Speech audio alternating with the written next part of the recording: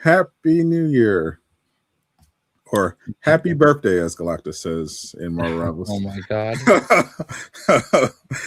I hear that emoji in my dreams. I hear it in my nightmares. Happy birthday! It was a good. It's probably a good thing that the new Lady Loki emote, Good Boy, doesn't have any voice lines attached to it. That is fair. It could always be worse. Yeah. What's up, everybody? Welcome back to the Aftershow Podcast, first show of the Big 2-6. It's been a crazy year. It's amazing that it's already 2026. So I remember, feels like only yesterday we were just imagining how much crazier the world would get in 2026, and now we're in it. We're actually in it. Another year gone. Since we didn't do the New Year whatever, figure we can still squeeze in, since I've seen people doing it, still get some of our best of 2025 stuff, talk about what to look forward to in 2026. A lot of it will be superhero related. It's pretty stacked year. We got Avengers Doomsday, which has been getting a lot of shine lately, a lot of trailers, pretty much botched a lot of it with all the leaks. So we'll get into that, talk a lot of gaming, how the gaming landscape is changing thanks to AI, which is reportedly looking like it's going to lead to a delay of the PlayStation 6 and some other consoles, as well as giant price hikes. Always a good thing to look forward to. But first, it's been a bit. So what's up to the chat? We got Gio first in line, as always, as is usually the case. Happy birthday. What's up, Vibe Cole, Old Man Eastwood, Super Patrick. What's up, Gabe? Welcome. What's up, Ski? What up, Cal? Appreciate you all hanging out. Yep, we got some new mods in the building. I made sure I fixed that up. Added some new members to the ranks. You basically made the 6-7 boys mods. Indeed. Well deserved. Yeah, I was just set up the stream. I was like, oh, they're in the chat early as usual. Well, might as well just make them mods at this point. Why not? No reason not to. I'm sure they won't crash out and abuse their privileges like Travis. So it should be fine. Yeah. Speaking of, what's up, Travis? Well, we are in 2026. I hope you and your family had a great holiday festivities. My holiday festivities were just dandy. Didn't quite hit the same. I just slept a lot. Did my usual tradition of watching old some of my favorite Christmas stuff. For this year, I switched it up a little bit by because I realized I never watched Miracle on 34th Street, so I decided to add that to the rotation of Christmas classics. Really good movie. Obviously, it's considered a holiday classic. Christmas was weird this year. So like we always go to my mom's house on Christmas Eve and then my in-laws' house on Christmas Day, but my niece and nephew had like the plague. So they weren't there. So I don't know. It was a little different. So we had to do something with them like the next weekend. But Yeah, it was a good time. I got some. I'm pumped. I'm gonna grab it. What did you get for Christmas, Jay? What did Santa leave you? I got me some Red Sox side plates for my WWE World Title. Ooh, So that is a very nerdy sentence, but I'm yes, glad you're happy. very, very, very much so. Love this thing. Now it says Boston Red Sox. At least it doesn't say Boston Celtics. It could always be worse. I mean, be careful what you wish for because they are figuring things out with a quite the cast of characters. Apparently, a lot. The NBA is weird. Yeah, NBA is weird this year, especially in the East. Like no, everyone assumed Boston. Well, I hoped more so than assumed Boston would be bottom of the lottery, but against all odds, they've managed to do it. Who knew taking 53s a game would make you competitive? Got one of the steals of the draft, Hugo Gonzalez. Yep. Kids playing real good. Hustles, love it. I also helps the East is kind of cheeks. Yeah, I mean, the regular season games, but nobody expected this from the Celtics, and they're beating good teams, and they're playing really well. So I'll take it. And it looks like Tatum's going to come back by the end of the year, and obviously when Jalen's not going to be like Michael Jordan when Tatum's back, but like the two of them kind of know how to coexist. It'll be nice to see Tatum be able to ease his way in. We'll see. I mean, I'm not like, I will say though, Porzingis and Drew are like toast. They might have to retire. Like yeah. We kind of like lucked out being forced to trade them. So I feel like Drew could still play. He just needs to be in a situation where he's actually playing for something. Yeah, maybe. I don't know, but I guess he's only played like 10 games this year, so yeah. I don't know. But I do feel like it doesn't even matter because like it's like the Spurs or the Thunder's league right now. Yeah, so who saw that coming? The Spurs, like everyone assumed the Thunder would get off to another amazing start, and of course they did. I don't think anyone expected the Thunder of all teams to be the ones to kick the Spurs to be able to kick their ass. I mean, they've had some really good lottery picks, and you get enough of those in a row paired with one of the top players in the world that's like everybody talk about Porzingis being the unicorn, but like Wembanyama is the true unicorn. The one true unicorn. Yeah, like he took what Porzingis was supposed to be to a whole nother level. So yeah. And the Spurs, I think the Spurs are undefeated against the Thunder too. Yeah, they've watched them. It's been really bad, and this is with Wemby playing like 20 minutes a game. Yeah, that's wild. Well, yeah, we'll see what happens. But yeah, I also got to see Seven Dust for the 35th time. Ooh. And Creed for the 4th time. It was a very good show. 35th time's a charm. I didn't go to any concerts though. I would like to at some point, but so expensive.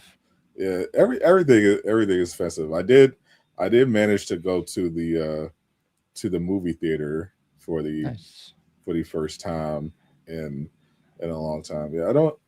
Would you go to the Stranger Things? Hell no. I'm not watching Stranger Things in theaters. That's a Netflix experience.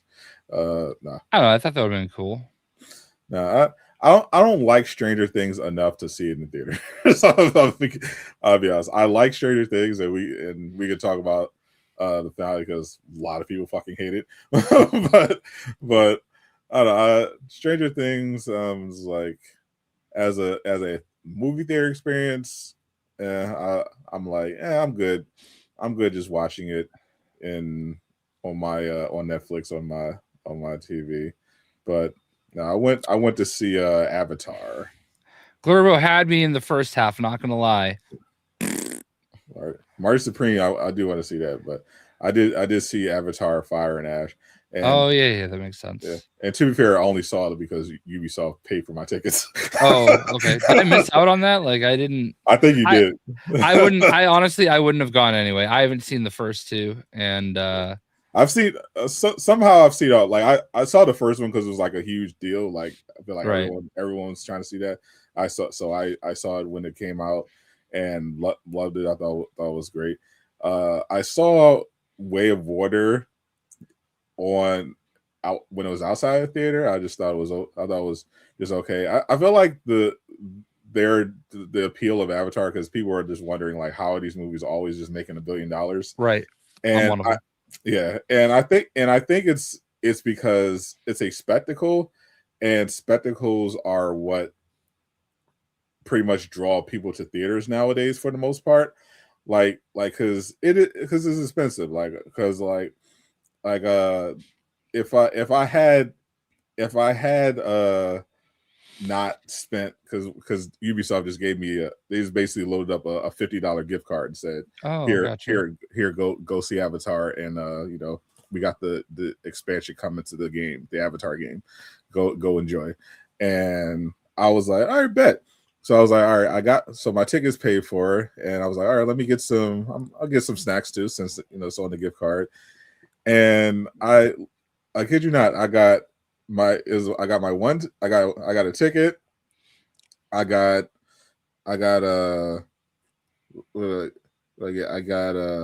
nachos, and I think I got like one other thing. I think it was like a small pizza, and the total came to like almost $50. Jesus. And let me tell you, the nachos, it was like 10 nachos, and the pizza was literally like this. Like, I'm not even kidding. It was like this. This is the pizza. No, I was like, this is a personal pizza. I was like, so when it's that expensive to go to the movie theater, you kind of feel like people aren't going to want to go, especially if they have families, right? Unless it's like worth something. And I feel like the Avatar movies are worth seeing. I saw it in 3D, which I feel like the only way to see 3D. I feel like 3D is mostly ass, but I feel like Avatar is like the only movie that's consistently worth seeing in 3D. And this one was no exception. Like, I feel like they're the only one. I feel like everyone else does it as a gimmick, because they even had like 3D in like the Mario trailer. Yeah. And I was like, oh, this looks like ass.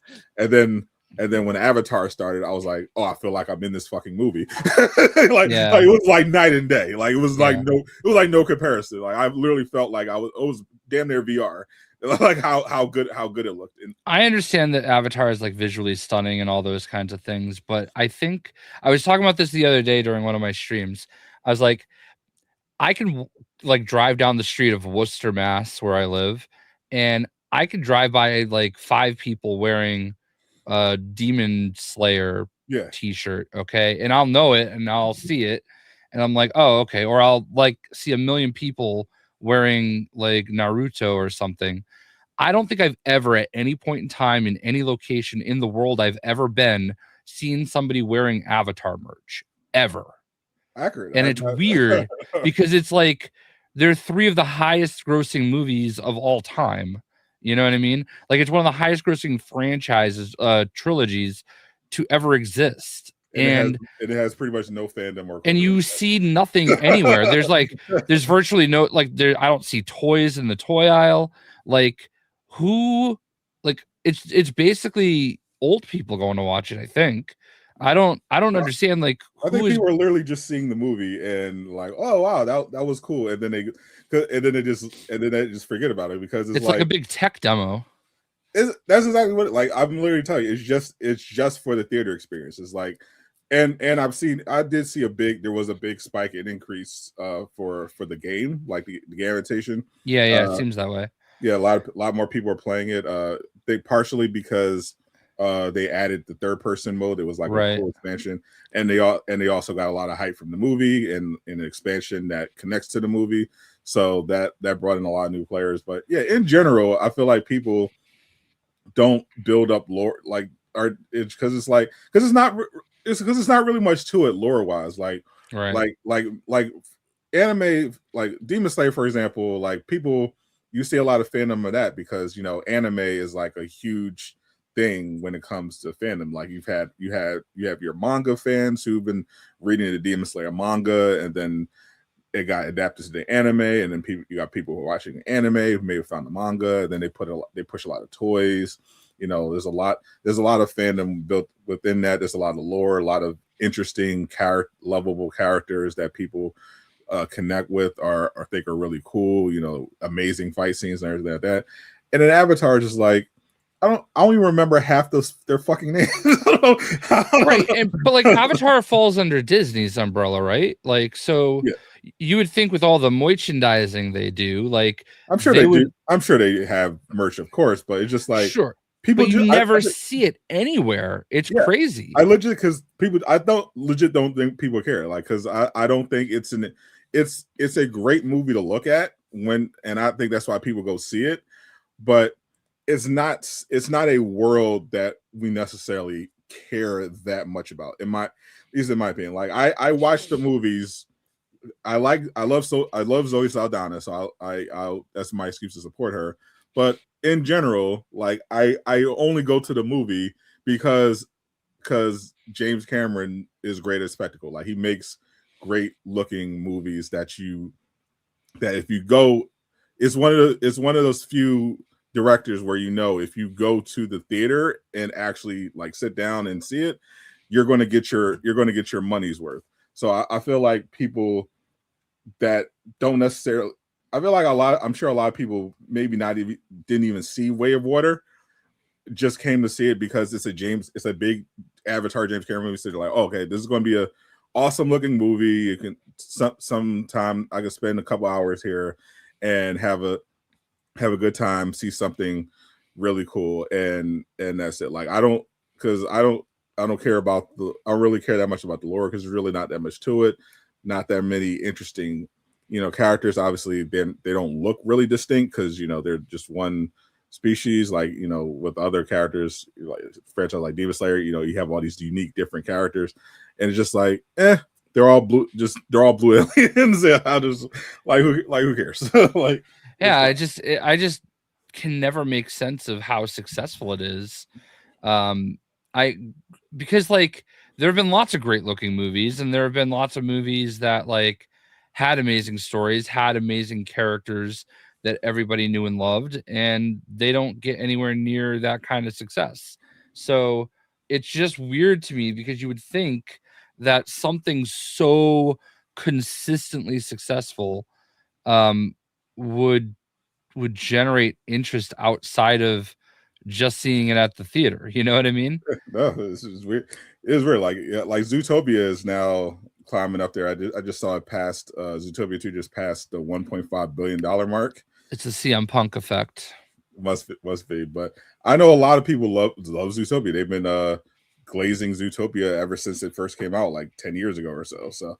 So this wasn't that surprising to me. A lot of people love the animated wing of Disney. So that makes sense. And there's a lot of fun, lovable characters in that. And that's one where I feel like people are just going there because they love the story and the characters. Whereas I feel like with Avatar, people are just like, well, James Cameron's great, and also the movies look really cool, and that's just it. That's just literally just it. I guess you just take it. The bigger question is it going to make $2 billion? $2 billion. I mean, I never count out James Cameron, but it's on pace. I think Way of Water made $2 billion, and I don't think anybody's ever made $2 billion. Avengers Endgame made $2 billion. Really? And Way of Water made $2 billion. I'm pretty sure. The 2 billion mark has been crossed before.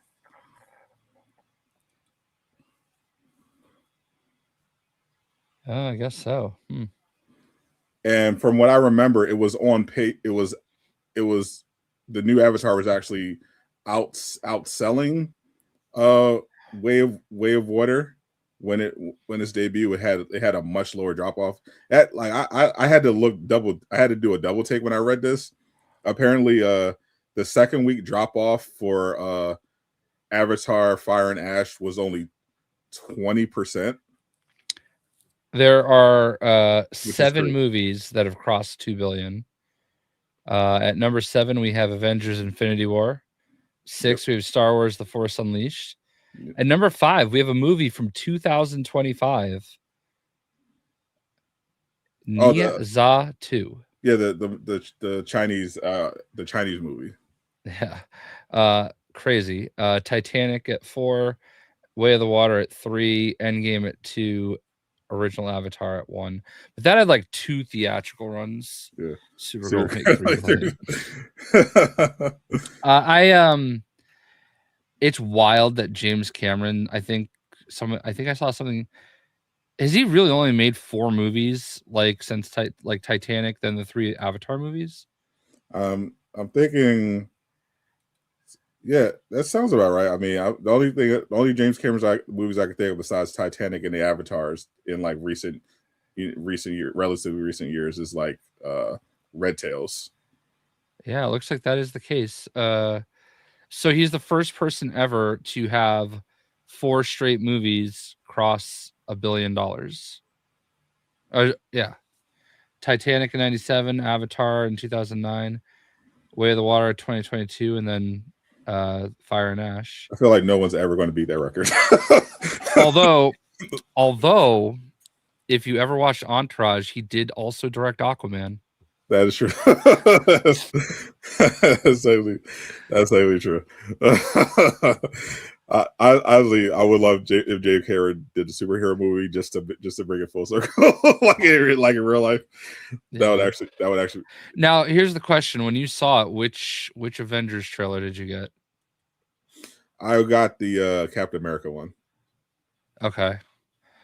I think that is the dumbest thing that they've ever done, quite frankly. Locking these behind going to see a movie was just stupid. Everybody's first introduction to seeing these trailers is some grainy 120p iPhone. Like, it doesn't make sense. People were obviously going to do that, and just put it out. It would have changed nothing about Avatar's numbers. I'm sorry. I do not think there's a single person that went to see Avatar just so they could see a 30-second Avengers spot that barely shows you anything. I literally forgot about it. like I showed up like 10 minutes late to the movie, and still was in time for 20 minutes of trailers. Yeah, and I was like. And one of them ended up being the Doomsday one. I was like, oh, I remember this from Twitter. Yeah, yeah. It's so dumb. It's so like it's so antiquated. It's boomer. It's like everything that Disney like just gets wrong, and they've been getting a lot of stuff wrong, and they've been really lucky that like the fans are there to bail them out, but like I don't understand the philosophy behind it. Yeah, just do a fucking world premiere like DC's been doing. Like they did the same with Supergirl. They literally break the internet when they drop these trailers. Like just keep breaking the internet and keep people happy. You know what I mean? Yeah, it's completely ridiculous because now like all these trailers are leaking now. Even the Spider-Man Brand New Day trailer leaked.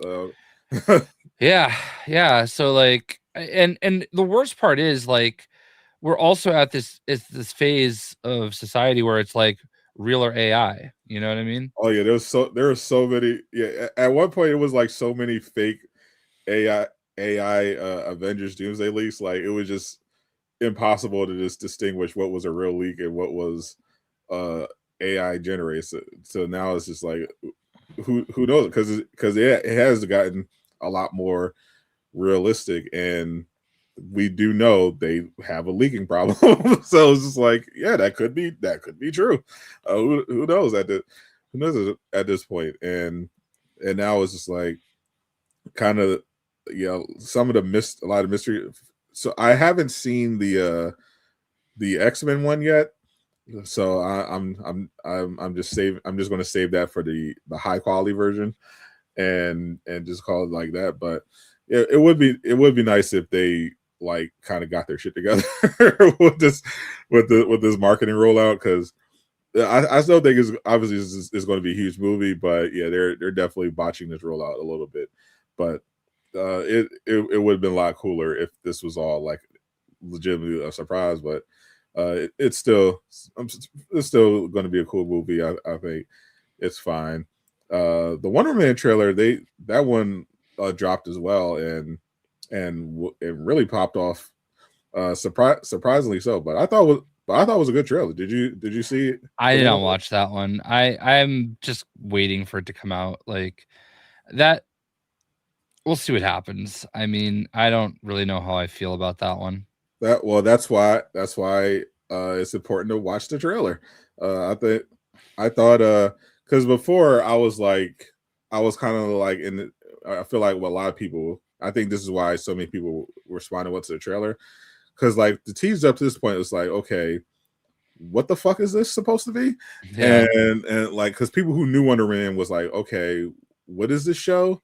And then the people who didn't know Wonder Man were like, okay, what is this show? Like it's it's an actor who's trying. Is this like the Birdman? It's like a meta commentary on superhero culture, like of an actor trying to get the part. I guess that's okay. Who knows? Well, if Travis hates it, I'm sure it's going to be good. But I watched definitely. But I watched the full trailer, and I think the full trailer did what the teasers didn't, which is give us a better picture of what the movie is actually about.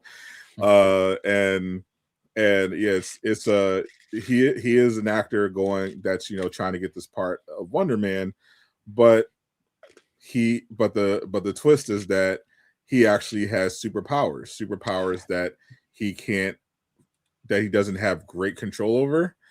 And it's also actors are also not allowed to be superheroes. Like you cannot have superpowers and act in Hollywood movies. It's not allowed. So he has to hide the fact that he has actual powers while trying to play this role of Wonder Man. And also the Department of Damage Control is on his ass as well. So I saw something like that. Like you're not supposed to have superpowers part, but we'll see. I mean, I do appreciate. It seems like they kind of cover the gender bend or the like the race change, because they show like the true Wonder Man in the like old version of the TV show. So like it kind of does make a little. I think that's one of the better explanations for something like that they've done. Which whatever. I honestly I'm not gonna put any thought into it. I'm just gonna wait until it comes out, and I'm gonna watch it, and we'll just see what happens. You know what I mean? Like comes out this month, I think. Yeah, I think pretty soon for sure. So we'll see. I'm not like excited, but I'm also not like like it's just. I'm looking forward to it after this trailer. I think this is going to be a good. I think the trailer eased a lot of my concerns, and because I was interested even before, but now after seeing the full trailer, I think it's actually going to be good. So I'm looking forward to it. Yeah, Marvel has a lot. It's actually going to be a crazy couple of months coming up because we got the new season of Invincible, the final season of The Boys, and Daredevil Born Again season 2, all in the same month. Which is then this summer is going to be insane, because don't we have like the new Spider-Man or is Avengers back to back with something else? I think Avengers was moved towards the end of the year. I know. So it's Spider-Man back to back with. I know we have Supergirl and Spider-Man. Supergirl and Spider-Man. Yeah. I know. So I mean, after all the Stranger Things stuff, like one of the big things with the Spider-Man trailer leak is there's still so much like debate on who Sadie Sink is going to be. Yeah, clearly a villain. Yeah, I've heard. I don't remember the name of the character, but it was like some obscure character. Is 100% obscure character for sure. Which I think is just a mistake. I mean, I don't know that I don't think Jean Grey ever made sense to be in a Spider-Man movie, like to be introduced that way. And I definitely did not like the rumors of Rachel. There's like Rachel Avila is the female Punisher sidekick. I didn't like the idea of that because she's too young for that. But I don't know. I will tell you one thing though. After watching watching Stranger Things and seeing all these kids like kind of grown up now, give me Lucas as the new Black Panther. Give me him as the new T'Challa. Interesting. Like I don't know why, but I just see a young Chadwick. Like I see it enough, you know what I mean? And they're all way older than we think they're all older. Like Millie Bobby Brown or Bon Jovi, whatever, like is a fucking mind fuck because like I'm not used to being old enough to remember these people being young children, and now they're like weirdly smoke shows, you know what I mean? Like and showing it. It's weird. It's really weird. Like I don't know how to handle it. I saw we'll put that on pause, but I saw the there was this funny meme where the one kid he played he was Eleven's boyfriend in the show. Oh yeah, Finn. Finn. Yeah, someone made the meme that because of how fast they grow up that in the next Stranger Things spinoff, they had him looking like Adam Driver, and then I saw that. And then the next one, he was like Server Snake from Harry Potter. Yeah. But I was looking at him in the show. I'm like, wait, he already looks like Adam Driver now. like this man looks 30. He looks old. Even Holly, she's supposed to be 7 in the show, and she's like 14. I'm like, what are we? I don't know how. I mean, she was really good, but like actor wise, I don't know, man. Like, I don't know if you want to dive into Stranger Things. I know a lot of people are. Yeah, I like that they're unintentionally brought back the old tradition of hiring like really old people to play young roles. Like Nancy is 30. Like John Travolta famously being a high schooler despite being like 40. Yeah. Or Tobey Maguire. Yeah. Grease, Tobey Maguire in Spider-Man 2 being a high schooler despite being in his 30s. Yeah, I feel like I'm like the easiest to please with Stranger Things. It wasn't perfect, but like I just look at it as the totality of the series and how much I really just enjoyed it. And I'm glad I did not go. I actually thought about going to see it in the theater, but the closest one that was showing it was like a half hour away. And at that point I was like, nah, I'm out. And my wife was like, yeah, I don't want to see it in the theater anyway. Because I thought it was like, all right, it's movie length, it's feature length, it's a little over 2 hours. Yeah. I don't think they needed so much epilogue. But I thought it was pretty good. I see the way people are nitpicking it to death, and I just don't need to go that deep with it. You know, like people are like mad that like Dustin's like ham radio girlfriend never showed back up. Yeah. Like you really don't need the closure to that story. Yeah, it's really not that big of a deal. You know what I mean? Yeah. I don't know. It could have been better. It could have been worse. I thought I just enjoyed it, you know, and it looked visually cool. I just, you know, they didn't wrap it up great. Like I think my biggest complaint is like you go from seeing, all right, obviously spoilers, but you go from seeing the end of the Upside Down and what happens there to 18 months later and no idea what happened in between with the military that was just there getting murdered by Nancy, the freaking Terminator. All right. Like we have no resolution there. And that's weird because like they literally had him dead to rights. All right. And then just, we don't know. Yeah, all right, she's gone. So, all right, whatever, I guess. And I think what made it worse, like, because I thought it was fine. I thought it was just fine. I thought it was just like, it's content. That's what I thought. I thought it was nice that most of the characters had a good resolution. I thought the way they got there was kind of goofy. Like, I thought the final battle was absolute dog shit. Yeah, it was a weird one. Like, they completely botched that. Like, having the mind flare. First of all, not having any demigorgons being anywhere in the demigorgon realm was a choice, and then having the giant kaiju mind flayer just be able to be beaten by like a couple kids holding garden tools and a flamethrower. It's just like, what are we doing? Like, what are we doing? I mean, we always knew that was how it was gonna end. It didn't have to end like that, especially since they set it up in a cool way with like they were like, oh shit, we're done, like it's over, and then 11 just cracks it in the face with a giant boulder.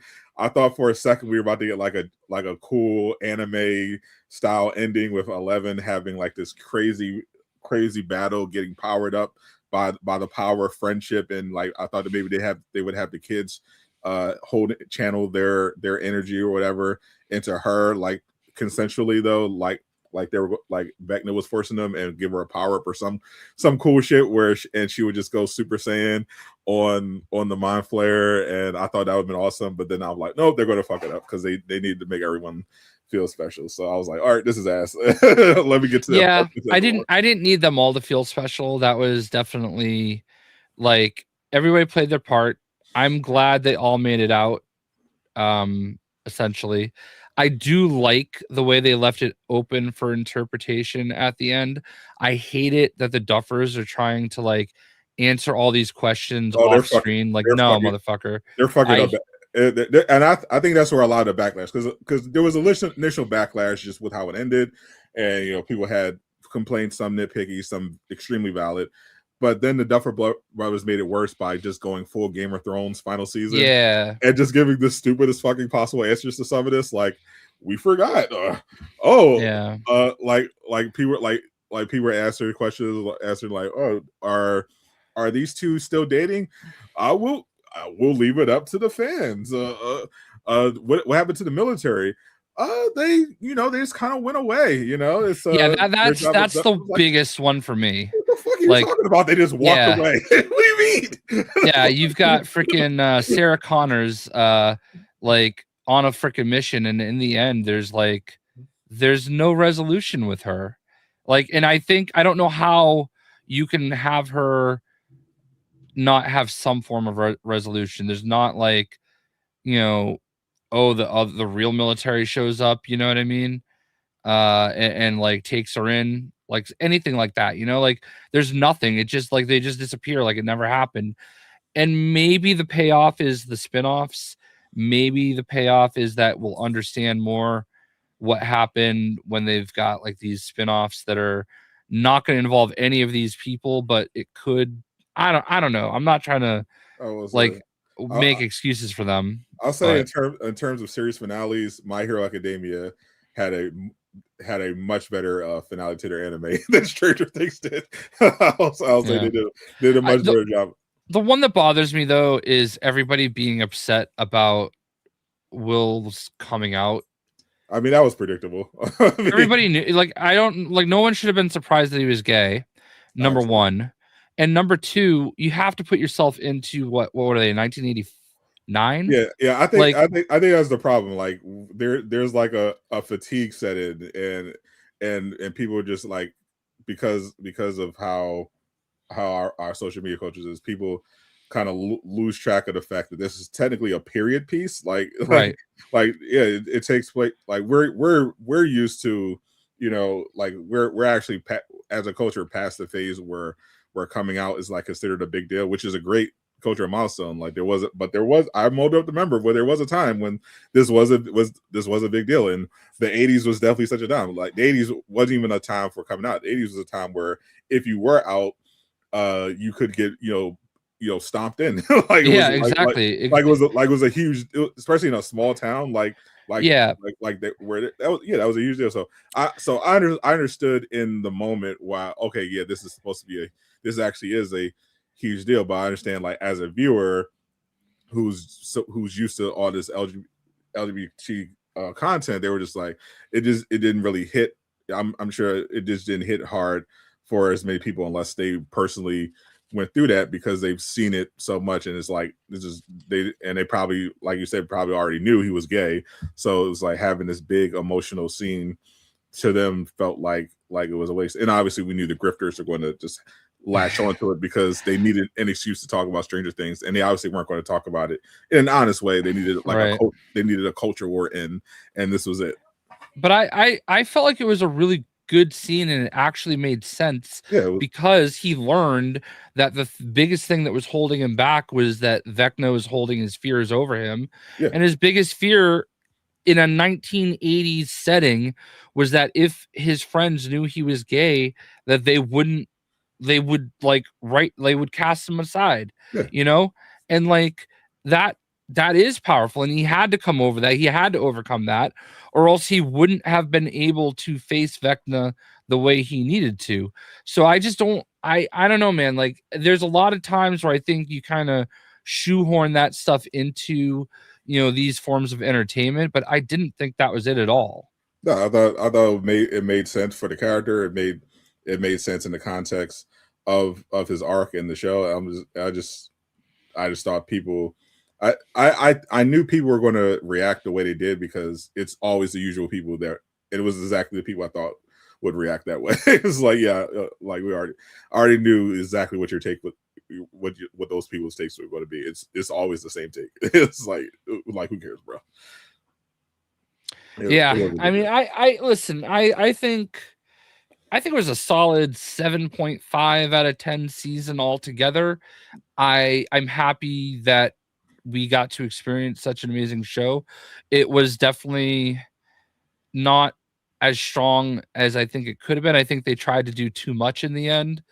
I've listened to some other people that I like talk about it, and I'm like, I guess, but I do think back to, like, I think they just made it too slowly, and I don't think it had the same charm, because they were all so much older, even though they were supposed to be like in the same time frame as the other seasons, which I know is hard when you're dealing with younger kids, but I don't know, man. Like, it was so long between, so it was hard to take them the same way I took them.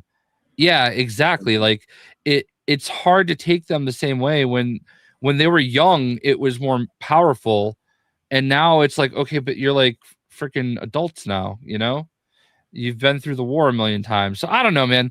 I think it was not their fault in that regard, but at the same time, it wasn't the strongest of the 5 seasons. Yeah, so. I think it really just came down to the writing. I think they maybe weren't sure exactly how to end it, because there was a lot of pressure to not only just milk this, but and milk it they did. With every episode is a movie, but I was like, but it definitely felt like they wanted to ultimately settle on an ending that would make as many people happy as possible, and in a way they kind of trying to appeal to everyone, they kind of appeal to nobody. I honestly wanted everybody to make it through. I couldn't even think of who I would like. Obviously, I think the one that maybe is gone is the one that makes the most sense, and like the sacrifice aspect, but is she really gone? I think that one made the most sense, but I didn't want there to be like, you don't have to kill everybody off. Yeah. I like it that they all made it through in their own way. Like if Hopper died, I think that would have been very expected, because he's tried to like kill himself like 40 times in the show. Like he has like a martyr complex or something. But yeah, I mean, I actually watched the new Karate Kid on Netflix. It just came on Netflix. Really good. Recommend. I don't explain this reference. I've never watched any of that. What does that mean? I just saw him put put Cobra Kai, and it made me think of the Karate Kid, because I love the Cobra Kai show, and the Karate Kid movie is awesome. Gotcha. I think it's Karate Kid Legends. That's the new one with Jackie Chan. I just as long as Steve Harrington. Speaking of Steve Harrington, did you know like Joe Keery had like the #1 song in the world like last week? Did he? Yeah, he has like I don't know what it is. It's like DJ or like DJO or something like that. He has some kind of like I don't know if it's a music group or if it's electronica or what it is, but he had like some song that came out. It was like literally #1 on every streaming app. The like it was like over Taylor Swift. That is the power of Netflix. That's another time they had what's this, the next K-pop Demon Hunter thing going on. I mean, they've already announced a few of the spin-offs. There's going to be like an animated series that apparently is between season 2 and 3, which obviously animated is the only way they can go at this point for them. Yeah, they said I think the Duffers confirmed they're not going to appear in live action again. It's all going to be animated. I also heard that there's like obviously like my feed, like all the like algorithm generated feeds I'm getting is like nothing but Stranger Things stuff. I guess that like Sadie Singh's character was never supposed to have like a long run. And she actually lied to get her role. Apparently, like she lied and said that she was good at skateboarding and she had never skateboarded before in her life. And but like she was so good that they like changed things a little bit. And the same thing with Steve Harrington. Apparently, like he was supposed to die like in season 1, you know. But like they got these actors in and they like made some changes. And yeah, I don't know, man. It's kind of crazy to think that they're so adaptive like that, you know.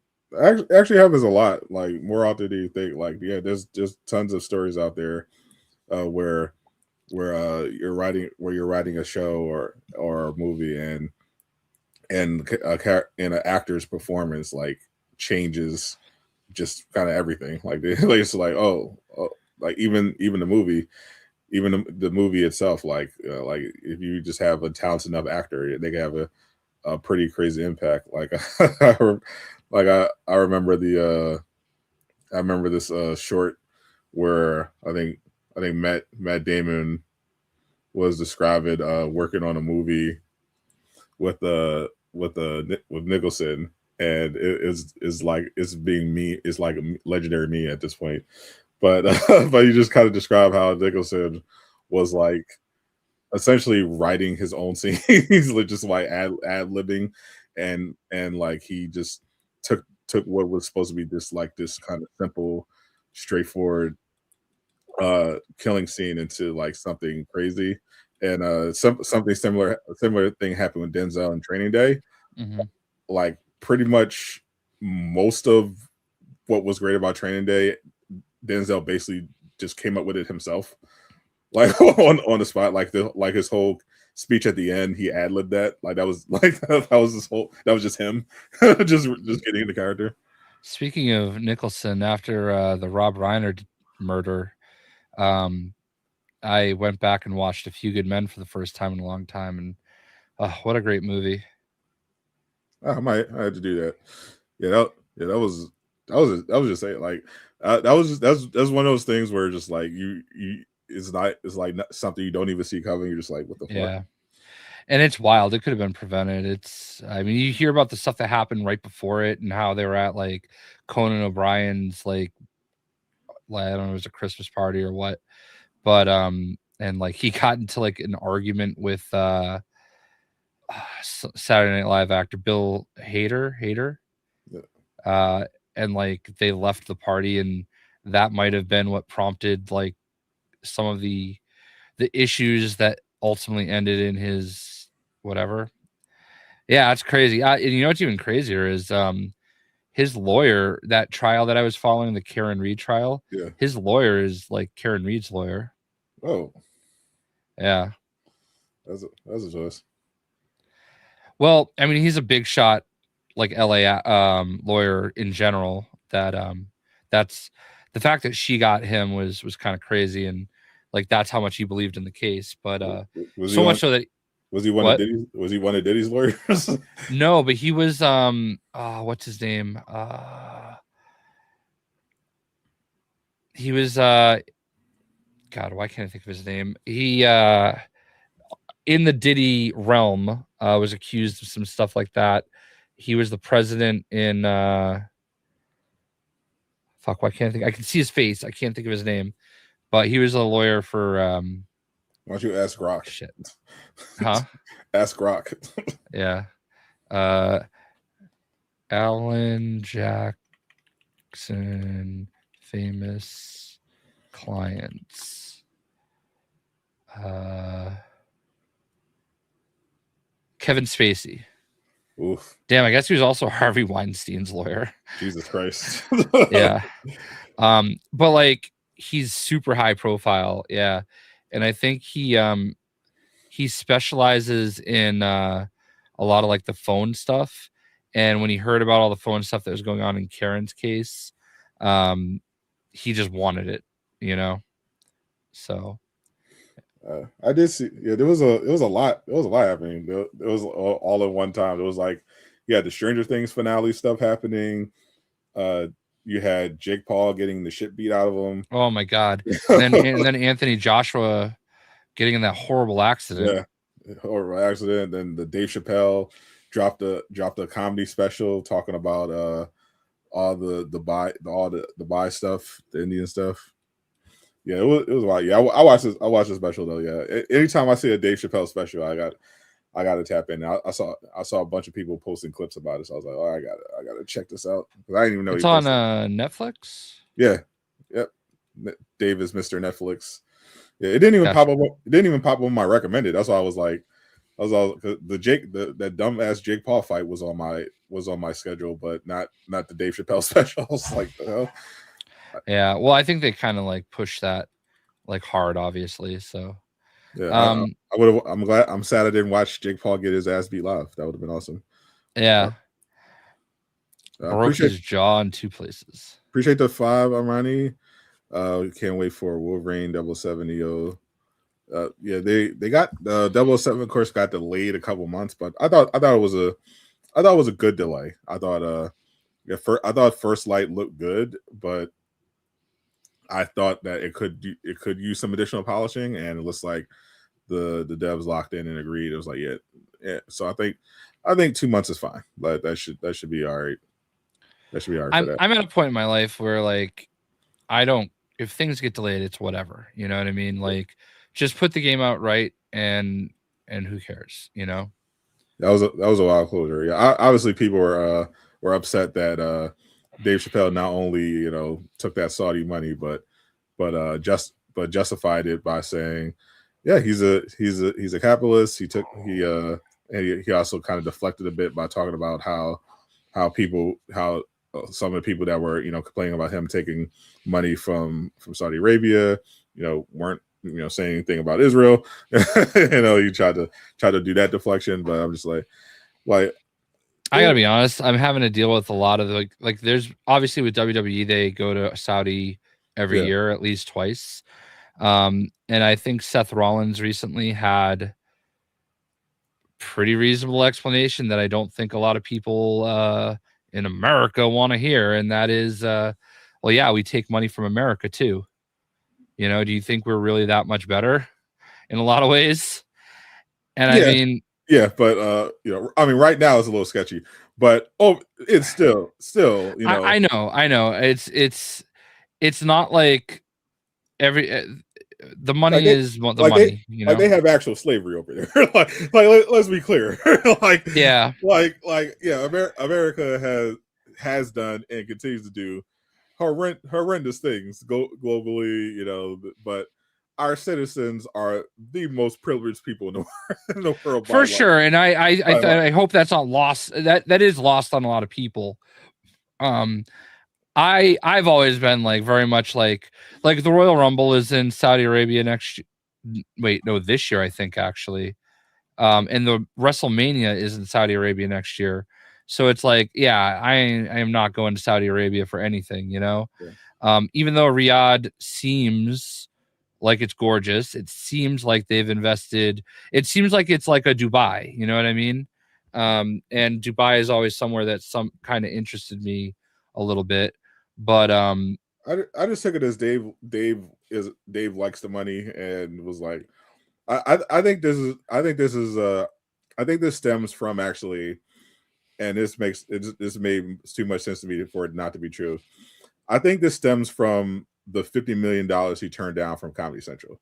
Yeah, I think Dave at the time, you know, because I see people who are trashing on Dave now conveniently didn't mention this, but at the time, Dave made a very principled stance. He didn't like what was going on in Comedy Central behind the scenes. He felt uncomfortable. He felt like maybe his comedy was damaging the black community. You know, based on the reactions he said he saw, you know, while he was filming some sketches, and he felt like it was the right thing to do was to walk away from the show at its peak, even at the cost, you know, even though, you know, $50 million, that's life-changing money, you know, generational wealth. But he felt that in his heart, like it wouldn't be right for him to take this money and do the show with the way he felt. So he takes a break, goes to Africa, you know, to kind of recenter himself. And I remember the reaction was like overwhelmingly, especially from the black community in particular, was probably stung the most, especially since they're now, you know, trying to act like he's, you know, some of them are trying to act crazy because he took money from Saudi.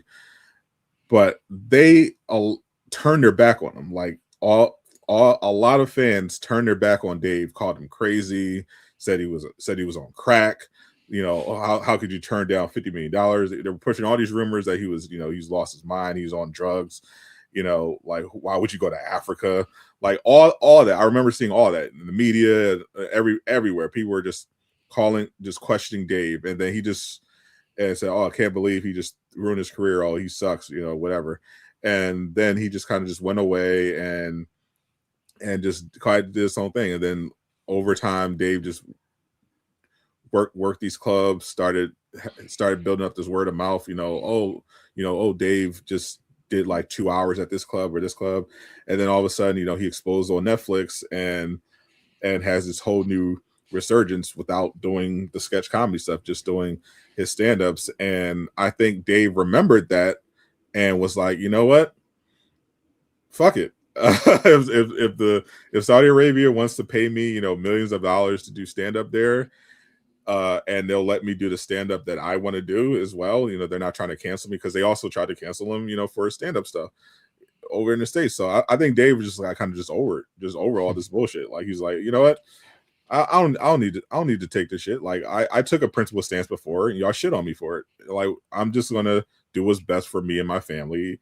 If I'm going to tell the jokes I want to tell, I'm going to take money if whoever allows me to tell those jokes, whether it's Netflix or Saudi Arabia. And he's been doing it ever since. Yeah, and I think like, to bring it back a little bit to WWE, like, I think that's something CM Punk dealt with, because he had a very famous tweet at the Miz where he, like, I don't remember the exact quote, but he was just he's like, I just woke up, I was cranky, and I was mad at the Miz, and I just wanted to talk some shit. So he basically told him to go suck that Saudi blood dick money. And so obviously he had to go to Saudi Arabia last year, and there was a big deal about it. And actually John Cena did an interview, because while they were in Saudi, that was CM Punk and John Cena's big match during the retirement tour. And John Cena was asked what his favorite moment was, what his favorite match was, because, like, he would always say my next one, but now that he's done, like, there is no next one. So what was his famous? He said, honestly, like, for me, it was being in Saudi Arabia with CM Punk and him having to, like, eat shit, but also explain to these people why he said what he did, and that it wasn't them. And it was like the beauty of wrestling is like we are in all these countries all over the world, and it's a universal language.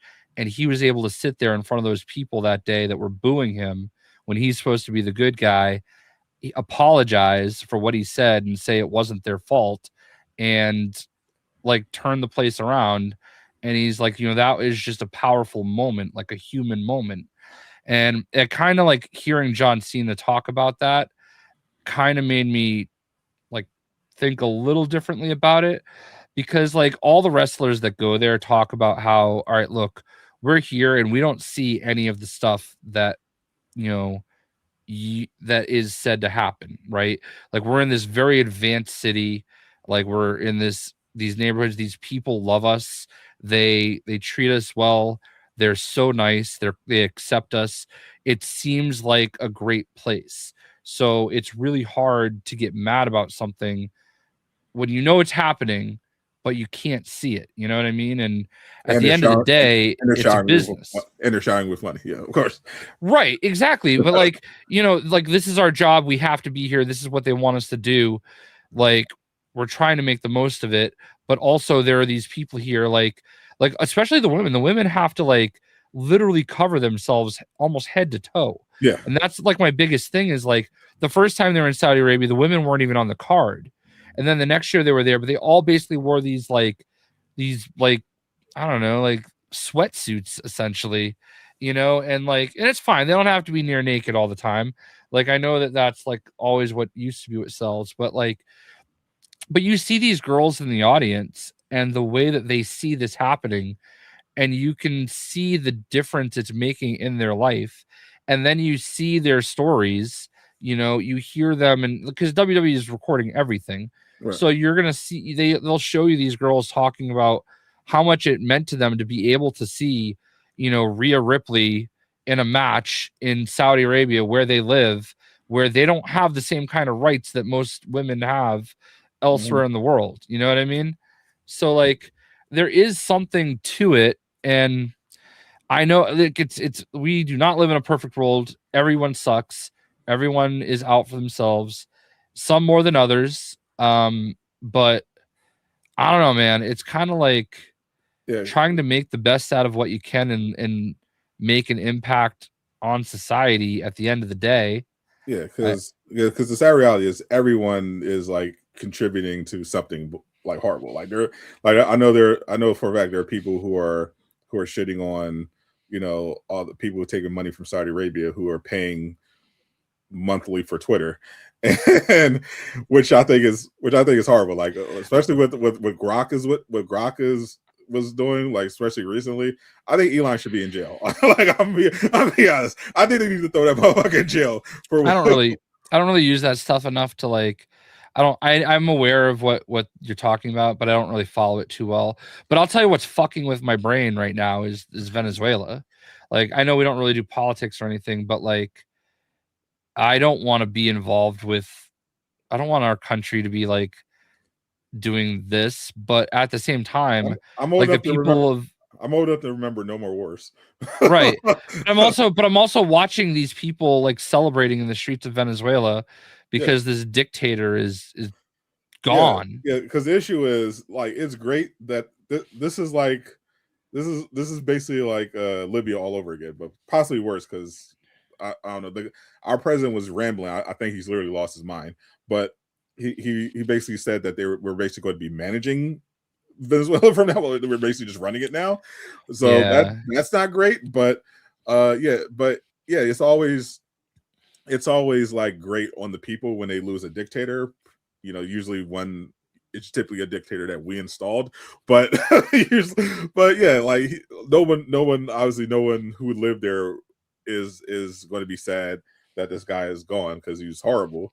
But at the same time, it's like if you're from the perspective of America, you're like, oh look, another war where we're managing a country instead of taking care of our own here. And we all know the real reason that we're even doing it is for oil. Like he literally said it in the press conference. Like we're just there to grab more oil. Like we don't have oil here.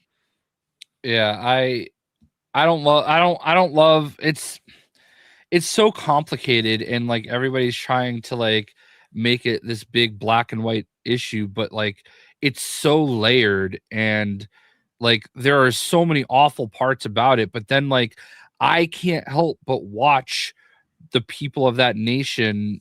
Like that guy got like massively voted out, and he was like, nah.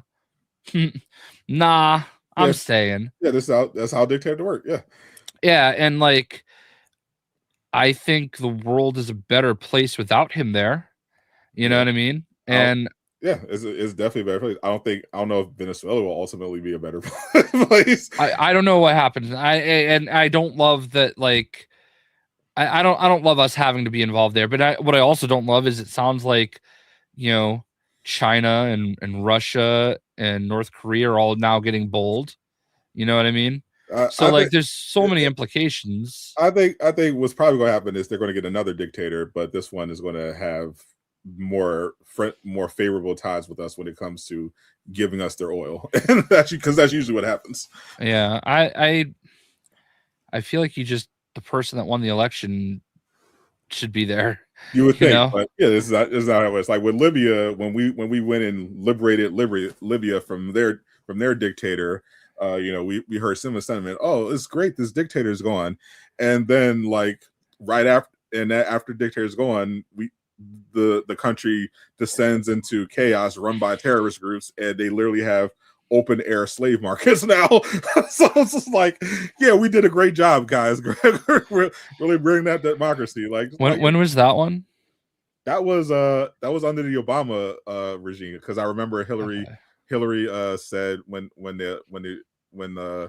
they took out Gaddafi, we came, Gaddafi, yeah, we saw he died. Something to that effect. Yeah, I heard but like they did this with no casualties. Yeah, it was apparently they shut off their power too. Like the whole thing is just it's a mind fuck, because like I don't know what yeah, we're trying not to draw attention to that. But yeah, man, like JayShockblast is. I need some context here. Are we talking about Marvel Rivals Grandmaster or the other Grandmaster? I might be a Grandmaster. At what? At a video game. I hope it's chess. No.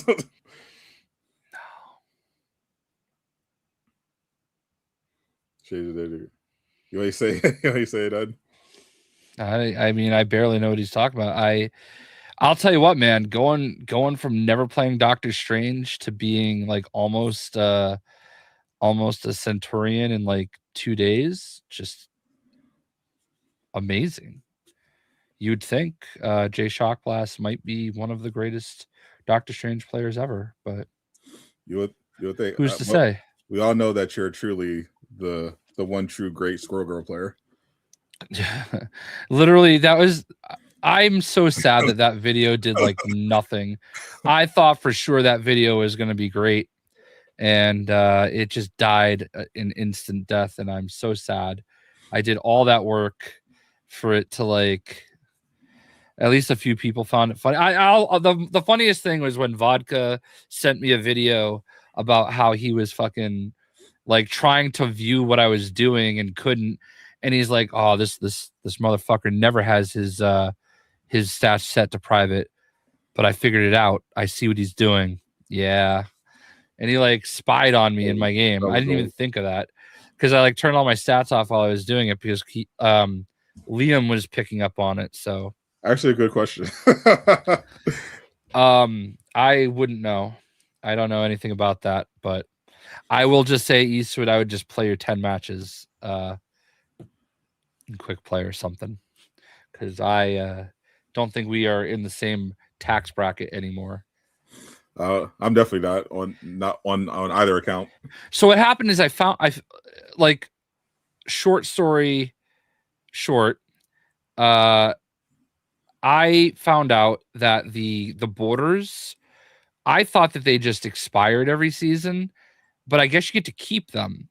And all I said is, oh, next season with Deadpool, I bet they're going to be Deadpool themed. So I might actually push to get some of those. And King Greek, obviously, you're going to have to like hold my hand through it. And he said, nah. And the rest is history. So we'll see if what happens. Love a good King Greek now. Yeah. It's like, ain't no fucking way is actually, I think, what he said. Like, I will, we'll see what happens. I think I can push to GM this season. I see the I know Jay's being mysterious, but he is currently Grandmaster 3. Gotta get good. Got my 14th Lord Ultron. Right now I'm about 3/4 of the way to Centurion with Luna Snow, and she would be my that would complete all of the strategists. I will have all the strategists at Lord. So I'm working on my Loki Lord. Got her at Centurion, almost Lord, and thankfully Rivals confirmed that they're updating her icons in the next patch, so that she'll also have a custom Lord icon. Yeah, that I everybody was asking that night, and I saw that post, so I was able to relay that message. But Marvel Rivals. Jay's going to be guys here when Deadpool comes out. I don't know. I'm looking forward to it. I think it's going to be a lot of fun. I am I'm gonna like be pushing hard with Deadpool and Annihilation. I want to get him to Lord right away. So, but we'll see. I think I really feel like they've been having a good time with him and everything. Gotta get good. Yeah, we gotta figure out something for Eastwood, because well Greek has like 20 accounts, so it's fine. Right. That's fine. Yeah. Only 80 chance. Yep, 80 chance. Yeah, my other account that I was using to help you guys get the gold is in diamond now too. So I was like, I might have to carry Sadot to Grandmaster. You know what I mean? No, I don't want Jay anywhere near my Grandmaster games. I'm like 5 games off of Grandmaster. I don't want Jay anywhere. I think I have a couple characters that I'm pretty competitive with, and I understand too. I just want Greek. I'm going to be honest with you. That is 100% fair. I do not even take offense to that. Not even in the slightest. So I'm good. Like I'll link up with Greek, and I'll do my like 5 games or so, and we'll do all the GM. Yeah. So. But next time you do your quick play warrior stuff, I'll pop in to see your Doctor Strange gameplay. It'll be the first time for all of us. For myself. Yeah. Shout out to King Greek for his special services. Yeah. I just need Greek to be on my team, because I just need, it's easier to climb when you have one other person on your team that doesn't have brain damage. That's all I ever asked for was a teammate, and he chose other paths. So indeed, I get what you're putting down, but in general, like I solo queued, I could probably solo queue, because I solo queued to diamond 1, but I'm like, it's a pain in the ass, because the games that you run into especially when you're solo queuing, oh my god, the people are so bad. Like, it's like, how are you in these ranks? Like, it's so insane.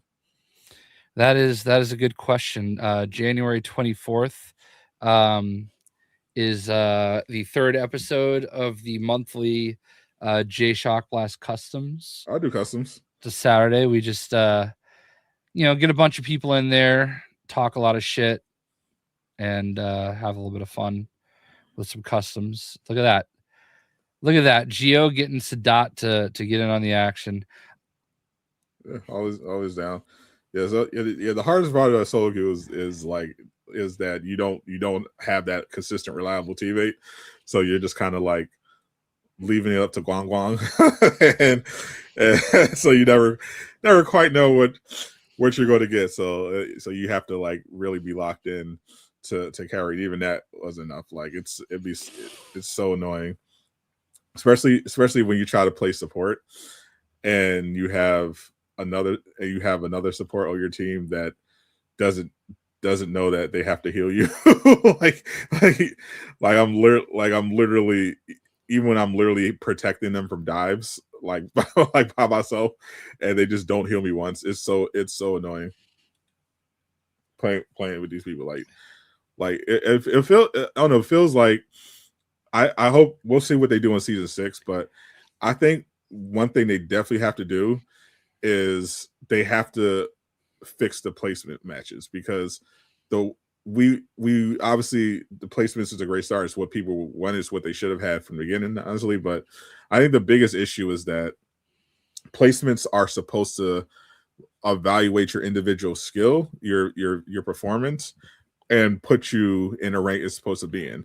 Instead, it did the exact opposite and just said, okay, based on how many games you win during these 10 matches, and where you were last season, that's around the time we'll play. That's where we'll place you, which I think is the exact wrong way, because it's obviously easy to boost yourself or get over that. It's like, oh, you just have to win 10 matches. Oh, just team up with a couple of people that are good, and you probably easily win your matches. Like it's not determining whether or not you belong in what rank. It's just like, oh yeah, you won your games, like regardless of what your performance in those games was. So for season 6, I think they definitely have to change that for sure. Yeah. I just want the border, the Deadpool themed stuff. Like I don't care. Like I've never been a big rank guy. But it did change my opinion a little when I realized that those like borders and extra cosmetics were permanent. So I hope the Deadpool themed ones are cool. Yeah, I'll never say no to some extra merch, and since I'm so close to GM anyway, I might as well take the extra step and play it out, get some extra cosmetics, because I'm usually just good with the gold skin every year, but yeah, every season, but I'll get some extra stuff for Deadpool. I gotta be honest, I see a lot of people using the Gambit gold skin, and the more I see it, the more I hate it. I don't know, the blue hair just doesn't do it for me. Yeah, I don't like it either. I recently just got his Thieves Guild one, and I've been wearing that. I've been wearing that lately. Yeah, the blue hair one's I thought it was just a funny meme, but it's not. It's definitely, it might be my least favorite of the gold reward skins, honestly, in terms of like aesthetics. Like I thought Angela's was great. I think Rose looks really good. Sue's is definitely one of the better ones. I just felt Daredevil's was great. I just felt like Gambit's just like, because they went away from like the red and gold theme with him and try to go to kind of like that Grandmaster collector theme, I guess, Grandmaster chess theme or whatever. So they were trying to go in a different color scheme direction. But I felt like they should have just gone with like, the usual gold red sequence. But yeah, it is what it is. It's all right, but there's definitely better. Who else do you think you could see getting the Lady Loki treatment? I mean, now, especially with how well this is clearly selling, because I see nothing but Lady Lokis in my games, right. And no matter what mode I'm in, I think they're definitely going to do another woman next, and I think because obviously Gooners buy skins, right? So I think most likely we'll get if I was a betting man, I'd say the next Echo skin is going to be the Jane Foster Thordis skin. Interesting. I did not expect that, because I thought I thought what they should do is Beta Ray Bill, and not even all you have to do is give it the Doctor Strange effect. You know, like they kind of like just put a filter on his voice, basically. Just do that for Beta Ray Bill. I think from I remember, I forget who. I think it was Danny. Someone over there does not like the idea of a Beta Ray Bill skin at all.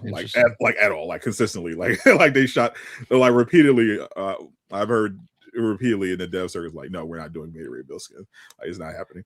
But yeah, I think knowing Jane Foster, we most likely would get Jane Foster, and it would make sense. And it would be Thordis.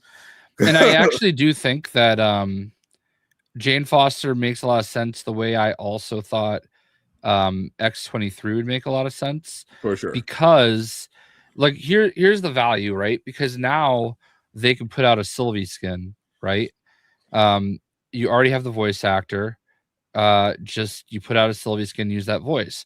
You could do the same thing with X-23, where she's got her kind of like X-Force colors. You got her, you know, traditional X-Men colors. Like you can do you know, obviously the movie version.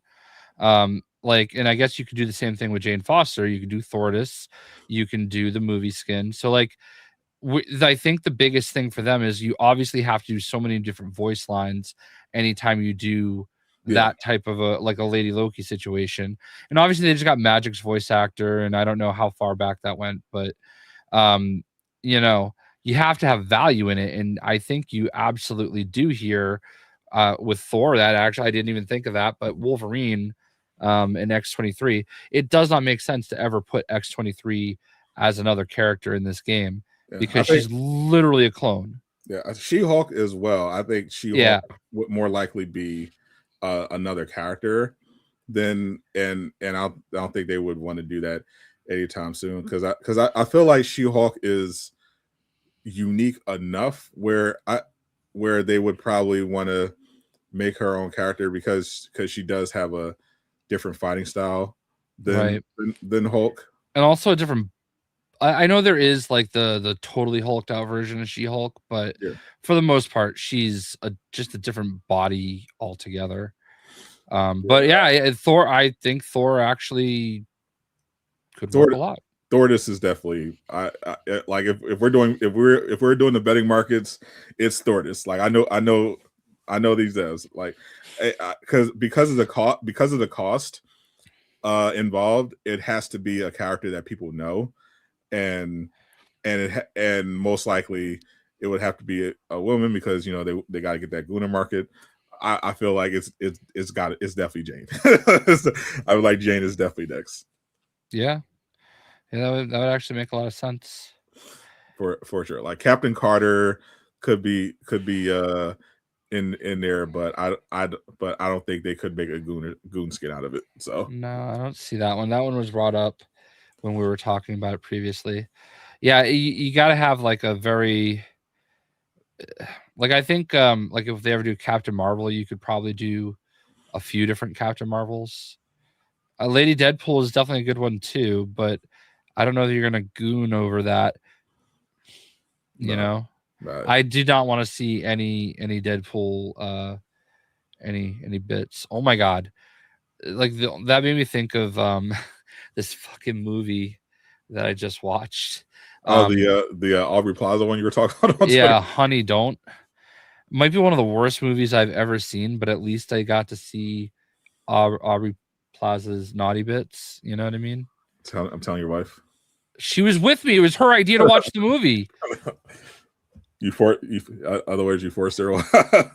No, like she literally picked the movie, and I was like, all right, whatever. It's got Aubrey Plaza. I like her. I had no idea what we were expecting. It's like this, the cinematography is fantastic. Like it's got Chris Evans, and he's like this, like it's Rule 34, Gabe. Get it right. Yeah, he's like Chris Evans is like this, like sex addicted priest. It's weird. Like the story, it feels like it's an hour and a half movie that should have been a 10 a 10 episode season. Oh, you know, like yeah, there's like so many side stories, and it's got like a lot of great people in it. It's got like Charlie Day, it's got Chris Evans, it's got, you know, Aubrey Plaza. I mean, there's lots of good people in it, but it's random. It's so random, and it makes no sense. It's so stupid. Yes, it does have to be a Goose game. It has to be Googleable. That is rule. If they're spending the resources to make a whole new character model, record all new voice lines with an actor that's different from the original. They got to make sure they're getting their money's worth. So exactly, that's exactly the point. They have to make sure they're able to make their money, because that's a big investment for just the skin. You know what I mean? Yeah, like they could, because they otherwise could literally just do a conference center. Like that extra step for investment, they have to make sure they're covering their bases and getting as much out of it as possible. And let's be honest, the Lady Loki skin would not be nearly as popular if they modeled it after the MCU version. Let's keep it a buck. Right, but I still think we're gonna see Sylvie at some point. I was so annoyed because somebody responded to like one of my comments in the Lady Loki video I made with like, actually Sylvie is a take on is actually Enchantress. Yes, yeah. I'm like motherfucker, we just literally watched an entire season of Sylvie being a Loki variant. Okay, like stop telling me I'm wrong. We're both right. Okay. Yeah. Like, what the fuck? In the comics, is Enchantress. In the MCU, she's Loki. Right. My point stands. It's fine. Yeah, like people, and I had some well actuallys in my comments too. They were like, actually, don't call Lady Loki a variant. It's just Loki. Loki can shapeshift, so they are gender fluid. I'm like, actually, this is based on the specific comic run where Loki dies and comes back as a woman. And then Thor this episode actually is based on a particular version of Loki. But yes, we know Loki can shapeshift, but that this Lady Loki skin is actually literally based on a specific version of Loki that was born into the body of a woman after dying. It doesn't have to be, everything doesn't have to be that deep. You know what I mean? Yeah, really. people just take it way too far. It's like, okay, we get it. It's like we get it, but yeah, everyone doesn't have to weigh in. We don't need a well actually on everything, especially when you're not even researching before. Like those are always the funniest ones to me, when someone tries to well actually me and they've done like no research. Right. They just don't know what they're talking about. They asked ChatGPT. They didn't even ask ChatGPT. That's the funny thing. Like they just they're just going off vibes. Like they don't even know what the fuck they're talking about. Like if they had asked ChatGPT, they would have gotten the answer. Like that's just crazy. Like there's so many people. It blows my mind to this day. Like people will be on the internet all day and not know anything, like because they don't like take the extra step to just like do a search. Just like there's no curiosity, there's no intellectual curiosity anymore. Yeah, Dell posted something the other day on Twitter that really resonated with me. He was talking about how the discourse of people like this generation will never understand like internet message boards and just how much different the discourse was back then. Oh no. And I'm like, oh my God, we've had this conversation so many times. Like we could sit there and have these like knockdown, drag out fights, and like at the end of the day, just pat each other on the ass and say good game. You know what I mean? It's just everybody is out to just be right no matter what. And it's just I just don't understand. I feel like the only time I ever get engagement anymore is like off people just being shitty, you know, like for no reason. I even posted that picture of so like Facebook changed my account to like a creator account somehow, and I forget that sometimes because like I don't get notifications when random ass people respond. So I posted my like Lord picture on Facebook, mostly just because like I know I have a few friends that play it that don't necessarily, you know, watch all my videos. And I checked a couple days later and it had like a bunch of comments and I never got notifications. And I'm like reading them and it's like I wrote "we out here." That's all I wrote. And somebody was like, "Oh, you're definitely not out there, loser." And I'm like, "Bro, you fucking commented on a random Facebook post. Who are you?" You know, like, yeah, you're so much better, bro. And he's like, "It took me 5 seconds to reply." I'm like, "Okay, well, I literally get paid to play video games, so." Anyway, like, but like there are other people like, "Oh, you know, this guy just gets shit on by Squirrel Girl every single day," and I'm like, "Oh my god, I cannot believe like these people are just so fucking weird." They didn't realize you were they were talking to the Lord Squirrel Girl. Well, I mean, well, because on my picture, I like put a devil emoji over her face and called her Trash Girl, but also I feel like it's always funny when like people come in on anytime I'm talking about Squirrel Girl, especially, and like try to like run this whole game on me. And I'm like, okay, you should honestly know who the fuck you're talking to, because like there's lore behind this. You're random. I know what I'm talking about. Shut the fuck up. Whatever is it? I think that's the one thing people should take more to heart. Just shut the fuck up. Like you don't. I think Duke. This is to quote the great philosopher Duke Dennis. Y'all need to learn how to shut the fuck up. like y'all need to invest in shutting the fuck up. Like, it's not. You don't have to comment on every situation, everything. You don't need to take. You don't need to take on everything. You don't need to jump in. Like, sometimes it's okay to just shut the fuck up and keep scrolling. Oh man, that's such a classic quote. Sometimes it's okay to just shut the fuck up. Sadot the Gamer 2026. That is legendary. It is. It's like because I see so much shit on social media. That's why I spend so little time on Twitter.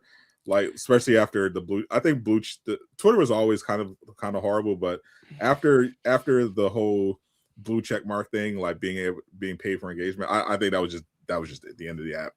And now I'm just like, yeah, I spend like very little time on there.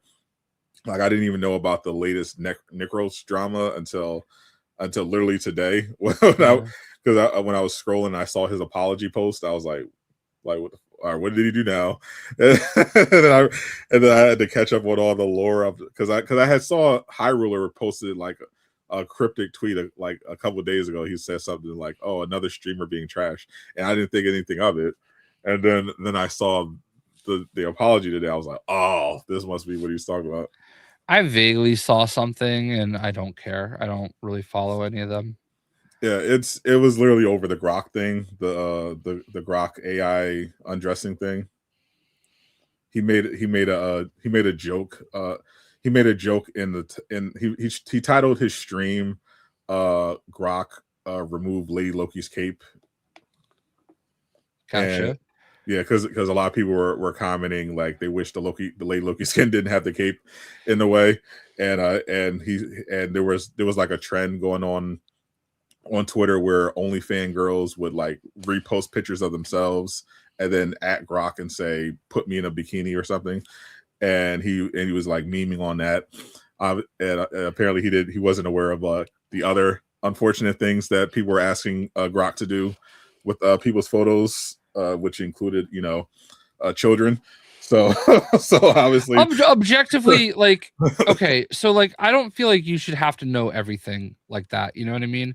And objectively, it's not the worst joke in the world, and you should be able to make jokes, and you should be able to make bad jokes, like without people like losing their fucking minds over it. Now, I understand like the bad part about it and everything, and if you didn't know that, like, why are we gonna kill someone over that? You know what I mean? I think the problem is that there's like a lot of people who just don't like Necros in general, and are just, that's the bigger part, and we're just using this as an excuse to try to cancel them again. And you could tell because a lot of people were just straight up just lying about what happened and shitting on him even after he apologized like twice. Like his first apology was ass. Like it was he was being defensive because, granted, people were accusing him of being Hitler and Jeffrey Epstein over this one joke, but he posted another apology and people were just like still going in on him, like, because it seemed like he legitimately didn't know, like, because he posted a stream clip and he was just like, when he was explaining the joke, he was like, yeah,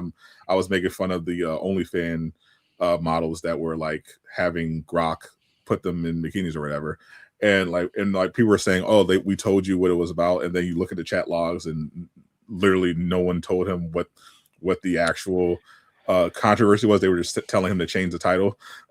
So it was just like, so obviously he didn't do his research. He should like if it were me, obviously I would have stopped and like did a Google search to see what's going on with the Grok thing and be like, oh shit, that's bad. let me change this. Yeah, but like I also think that like I don't think it's unreasonable to say that like I thought this was the meme, the OnlyFans girls, and if that's the case, objectively, if that's what you're basing your joke off of, it's a little cringe, but also I can see the humor. You know, like I don't really think that's. I think it more comes down to people are just looking for a reason to take anybody down they can. You know, for any reason. This is 100% because I know for a fact, I was looking at it, like, I know for a fact 90% of the people who were trying to cancel Necros over this never talked about the Grok thing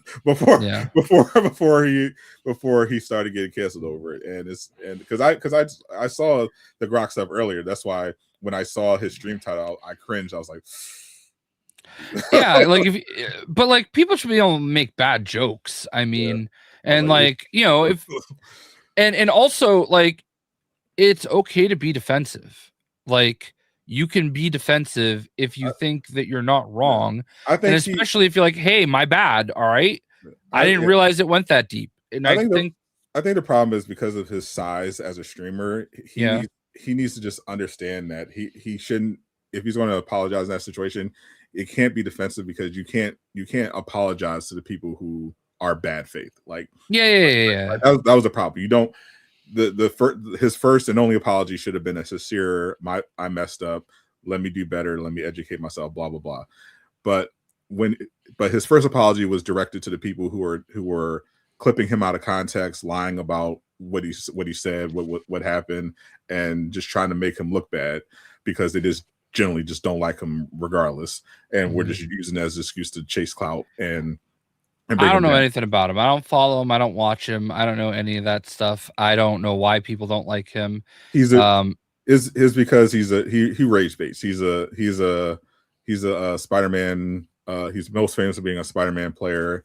He famously was credited for the support strike because someone took a clip of him from an early season where he was talking about supports being boosted or whatever, and the role being easy, and clipped it to make it sound like he was talking about another season, and support players got mad at him and said, oh, you're bad, we're going on strike, whatever. It's very jobless. Most of the drama involving Necros is very chronically online jobless nonsense.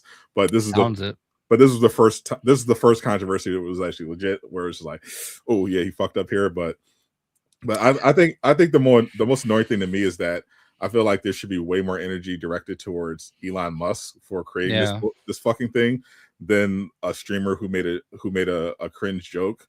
Because it's like, Elon Musk this is not the first thing Elon Musk did when it came to Grok. Like, remember, Grok, this is the same AI bot that called itself Mecha Hitler. Like how is Elon not in fucking jail right now? Like, what is this? Like, what are we doing here? Like, he keeps adding to Grok after all this, and it never gets better. Like, it's always does something worse. Now it's producing child predator material. Like, what are we doing? Like I literally was just scrolling through Twitter, and I saw a post about Guillermo del Toro's process, where he was describing, like, he doesn't do test screenings. He was like, instead of doing test screenings, I show my movie to like a select few directors that I know, like Steven Spielberg, some other big names, and get their feedback and take that and use that to add my films rather than test screenings. And I was like, oh, that's cool. So then I made the mistake of scrolling through the comments, and like literally the first comment I saw was someone said at Grok, add all the directors in one image and surround them with ghosts wearing bikinis. And I was like, what the fuck, bro? and Grok just posted this like creepy image of like Guillermo del Toro and Steven Spielberg standing in a room surrounded by like these ghostly looking women wearing bikinis. It was so fucking weird, bro. I was like, what is this app right now, bro? I don't know. Get me off this fucking app, bro. Yeah, I don't. Put Elon in jail too. Like I'm dead. I'm not one of those people that's like, oh, all AI is bad, but like, I also just don't care. I would say definitively Grok is bad and needs to be shut down. Yeah. Like, do not let Grok get any more until do not let it grow anymore. Congress needs to pass a law right now. Shut Grok down immediately. Delete it, destroy Grok. Like I'm done with Grok, bro. Yeah, I do know that like SVU has already done an episode on AI and like AI generated images and stuff like that. So it's kind of crazy. I will say, I know that one of the things you're talking about was we were going to talk about was a PS6 delay and and how micro slop has been trending. So there's a lot of things to get to there. Yeah, because a lot of people are just kind of like looking at the AI thing. It's just like, oh well, it's kind of just over there affecting artists or whatever. But no, it's fucking with gamers because it's the way to make and maintain all this AI are these data centers, which take up a lot of energy, have a lot of environmental costs, and they take up RAM, and it's resulted in all these RAM shortages, which not only dramatically increased how much it costs to build or upgrade a PC, but consoles also need RAM, so that's going to result in more price hikes for hardware. And like we saw this report from Insider Gaming that they're talking about, because according to leaks, the PS6 was originally targeting 2027. Now it looks like they may be pushing it back because of all the RAM shortages. It's going to drive up the prices. It's going to drive up demand. So, I mean, we could be looking at, if there's not a solution's not found here, we could be looking at, potentially $1,000 consoles coming out. And I saw somebody post something earlier. They were trying to like build out the computer that they actually had built last year that cost them about $4,200. And to build it out now with the exact same parts, it was almost $8,000. Jesus. And I looked like the RAM, he had 64 gigs of RAM. And last year it cost him like $250, which sounds about what I paid for mine. And this year it would have cost $900+ for the same exact thing. Insane. And it's just wild. I'm like, oh wow, I'm gonna like, this computer's gotta last, Yeah. Because like I've had some annoyances with it, but like I've been looking into new graphics cards, but like I know there was like that run where all the graphics cards were like super expensive. Yep. And now they're about to be again because they have onboard RAM too. So Mike Keith actually made a skit about this. It's actually pretty fucking funny. Yeah. but sad too. Like, yeah, because his character was like, yeah, I'm about to build me a PC, and Keith was like, man, I love to see black millionaires. I was like, that's true. It's like it's crazy. Like I considered, but never really was like, I'd rather just do a pre-built. I don't want to build my own PC. But people were just like, oh no, you got to build it. It's the best way. And now it's just like, I feel like now, not only do you have to take care of your PCs, now you got to take care of your PS5s, because I feel like that you're going to get a lot of mileage out of the PS5, because I feel like there's no way that they're going to be having a bunch of PS6 exclusives. I think they're going to be doing similar, where it's just going to be a lot of cross-gen stuff, and your PS5 is still going to be able to go a long way, especially if you're on a PS5 Pro. So I think you're just, I think unless you have the money, like you might have to figure something else out, because I could definitely see the PS6, because I was thinking about getting that new Steam machine potentially, but with the RAM prices as it is, that's probably going to be like $1,000. I feel like in a perfect world, like that should be like a $400 or $500 device, and now it's going to probably it's probably going to be like a $1,500 device. Yeah, this is all fucking wild, man, and like I don't know how you. I think you'd be pretty smart if you could, like, if you are technical and you could like build a new company that like builds RAM, because didn't somebody just get out of the consumer market altogether? And they're just going to be making like one of the big suppliers to the consoles, I think, is like getting out altogether, and they're just going to be going private and building directly for these like it's data definitely centers. We're to talk about the new device that Steam revealed, where it's basically is a black box. Like they revealed it last year, like a couple months ago. It was like this big reveal. It was like a black box that basically functions like I think it was like a mid spec computer. It would be like, it's not a high end computer, but it basically would allow it basically, we talked about it briefly because it basically kind of cucked Xbox because Xbox had announced, there were reports that Xbox's next console is basically going to be like a hybrid console PC, and the Steam device is basically like a console PC. It's just a PC that's like this black box, but instead of having to worry about all these complicated setups, you just plug it into your TV or whatever, and you can play all your games on Steam. You can download mods, all the usual stuff, but it's just a computer in a black box. But yeah, if you're a manufacturer, like it's definitely more profitable to just straight up sell to these AI companies, because they're constantly expanding, and it's not going to go away. Like, no matter how much people, and it's just guaranteed money. You know what I mean? Like, these AI companies are going to pop. There's going to be a bubble burst, but that doesn't mean it's going to go anywhere. Like with the .com boom, yeah, there was a burst, but we still see a bunch of companies made a lot of money on the internet, and like AI is here to stay, and it's going to keep growing. So if you're in that business, like, it's just guaranteed big money going forward, because even if it's like only ends up being like a handful of big AI companies, they're still going to have the same demands. Even more so, they're just going to buy up their competition at that point. Well, I'm really just annoyed in general, like with Microsoft, not Xbox, but with Microsoft. Don't call it AI. Don't call it AI slop, Jay. Think of the feelings of the billionaires who that guy. AI slop. I don't know how to say his whole name. I don't know it exactly, but like their CEO is so fucking brain dead, and like I swear to God, I want to. I wish there was a world where Xbox like didn't have their Microsoft overlords. Yeah. And I feel like things would be a lot different.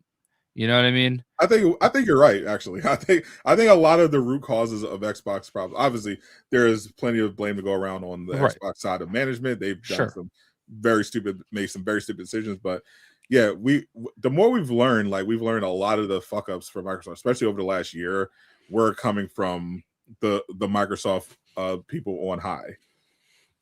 Yeah. Like the 33% margin thing, like all stuff like that, like drives what we think as just poor decision making on the Xbox end. But what you learn comes down from Microsoft, it's like, they kind of had no choice here, because that's what Microsoft said. Right, exactly. Sorry, I needed to get up for a second. I agree. And like, I play everything. I obviously I love PlayStation 5 is definitely my favorite PlayStation since 2. I've used it a lot. I feel like I've got my money's worth out of it. I really appreciate it a lot. I love Xbox. Like I just love my Xbox, That's what I prefer to play video games on. But man, it just feels like they're like being forced into these some terrible decisions that is like making the whole, like, I know the console warrior bullshit is really, it's not real. It's just tribalism. It just exists on like stupid internet nonsense. Pretty much. But like it's just annoying how like they keep giving them fuel. But now we are absolutely seeing that. I don't think it's Phil and Sarah's fault altogether, all told. No, definitely. You know, and I think they're trying their best to do the best they can with what they're being told to do. Because I always felt like, I mean, at this point it's a little bit different, but for a long time it felt like Xbox was just a toy to Microsoft, you know? Yeah. But they are, I don't know, man. This something weird happened this holiday season, right? Because they just didn't do anything. And I'm trying to understand why. Where PlayStation fucking nailed it and everything was on sale. And that is also very curious to me too, because like there are some pretty good sales on PS5s, you know what I mean? And like they were as, like, I saw them as low as $300 for a Slim, you know? And that's good. That's good for everybody. But like no one else was on sale. Nothing else was on sale. And it's weird. I'm trying to just understand what happened. You know what I mean? I don't know. I think this is part of Xbox's ongoing plan. Well, Microsoft's ongoing plan to force Xbox into converting their customers into cloud gamers. Like, I think this is ultimately what I think they're trying to price out. I think they're trying to price out the hardware market, people out of the hardware market, make that like a niche luxury item, and drive people to a cloud-based video game subscription service, like, you know, expand Game Pass, you know, make it full cloud gaming, a full cloud game experience, like a Netflix for video games, and that way they can serve you ads while you're playing video games. I think that's that's never going to work. It's never going to work. I hate it. It's what they're trying to do. It's what they're also trying to do. And somebody needs to be in there. Like, a lot of people need to be in their ear telling them this is not going to work. Nobody likes ads. Okay. I'll say this as somebody whose life like has been made by people watching ads on my shit. Even YouTube has gotten out of hand lately. I've had videos lately, 10-minute videos, right, that I'll go to watch and I'm hit with 3 unskippable ads at the start. Used to be maybe 2. Now I'm getting 3. And then there are times where I just want to listen to like a podcast or something while I'm like falling asleep, and I'll get hit with these hour-long ads that pop up. And it's always the second I like lay down. And that's why I end up using Spotify, because the YouTube, like, either I watch if I'm going to do YouTube to fall asleep to, there are these channels that have like these like 8-hour whatever sleep videos that have like no ads on them. So I'll throw some of those on sometimes, but otherwise I'll just throw on Spotify and throw it on, because the ads are some of them are outrageous. Like, it's crazy. Like, multiple, like, sometimes it'll be like there were a couple of times today where it's just like where I go on a video and it's like, all right, 30-second unskippable. I'm like, okay, cool. And then I'm watching the video, and then it's interrupted, mandatory 1 minute. And well, sometimes I'll back out and go back in and watch it, and then after a few seconds, another 1 minute ad. It's like, they're like, no, motherfucker, you're gonna watch this fucking ad. You're gonna watch this minute ad. I'm like, bruh. Like, I just, and honestly, I don't even watch Twitch that much anymore, because like I will get hit with like 6 straight ads. Twitch is way worse. Yeah, Twitch is horrible. And then like 5 minutes will go by, I'll get hit with 3 more ads.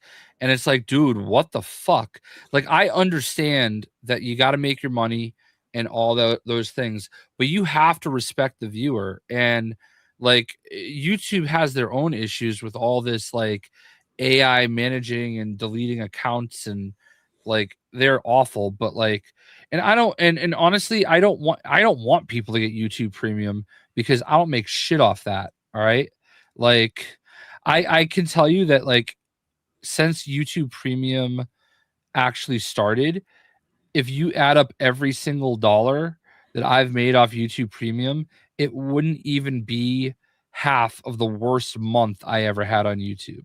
Yeah. Like you get nothing off YouTube Premium. Yeah, So driving because some people have it, like it's not even that valuable. But also I saw something that YouTube is doing something now where people that are using like ad blocker, their views no longer count.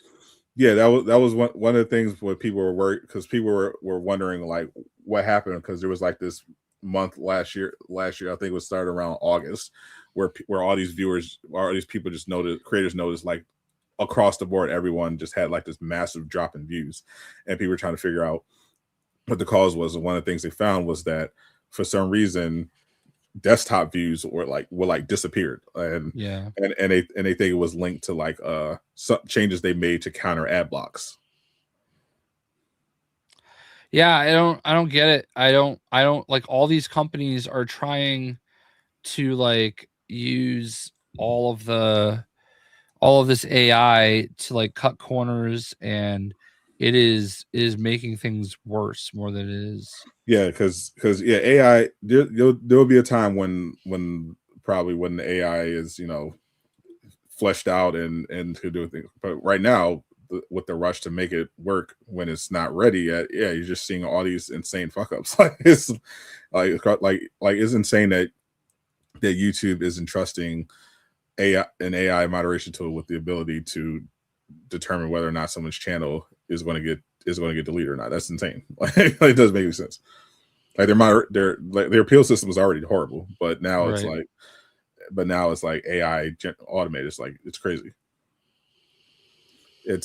And now it's like everywhere now. Even like I was uploading the thumbnail in StreamYard for this stream, and right next to the upload feature was create with AI. Like create thumbnail with AI. It's like, it's fucking everywhere. Yeah, I made $20.17 off YouTube Premium last month. Baller. So there's that. Only 2.1% of anything, but still. Hey, that's enough to buy a subscription to ChatGPT. Yeah, just think of it like this. Whatever, I don't know what YouTube Premium costs now, but whatever you're paying gets divided up. Like, first of all, YouTube takes like most of it, and then whatever's left gets divided up amongst every other creator that you watch. You know what I mean? So yeah, not a great deal. Like Twitch, like the Twitch version is like a Prime sub or whatever, and that obviously that's a much better system for the creators, because it's just straightforward. Because subs on Twitch is like, okay, you get an ad-free experience, and the creator gets, and it's $5 towards the creator, which they split with YouTube, and it's easy on the part of the viewer. You just do your free Prime sub, and boom, your creator gets some money, and you get to watch them ad free. I did think, okay, I did think most people were generally babies about watching ads. Okay, I do think that it's getting a little too egregious though. Yeah. And so I understand. Like, I feel like, but like, I'm seeing ads get interjected into everything in life now, and it's like, man, you got to figure out ways to do it a little more, find ways to bake it in that's not completely fucking with the experience. You know what I mean? Yeah, I saw ChatGPT is about to start implementing ads into the search, into the results. I mean, you got to be able to make money somehow, right? Like, this shit costs a lot of money. Like, I think about it. I have like 14,000 videos on YouTube. I can't even imagine how much money it costs to store all that data, Yeah. So like, at a certain point, you have to understand, okay, these are all services that we're getting.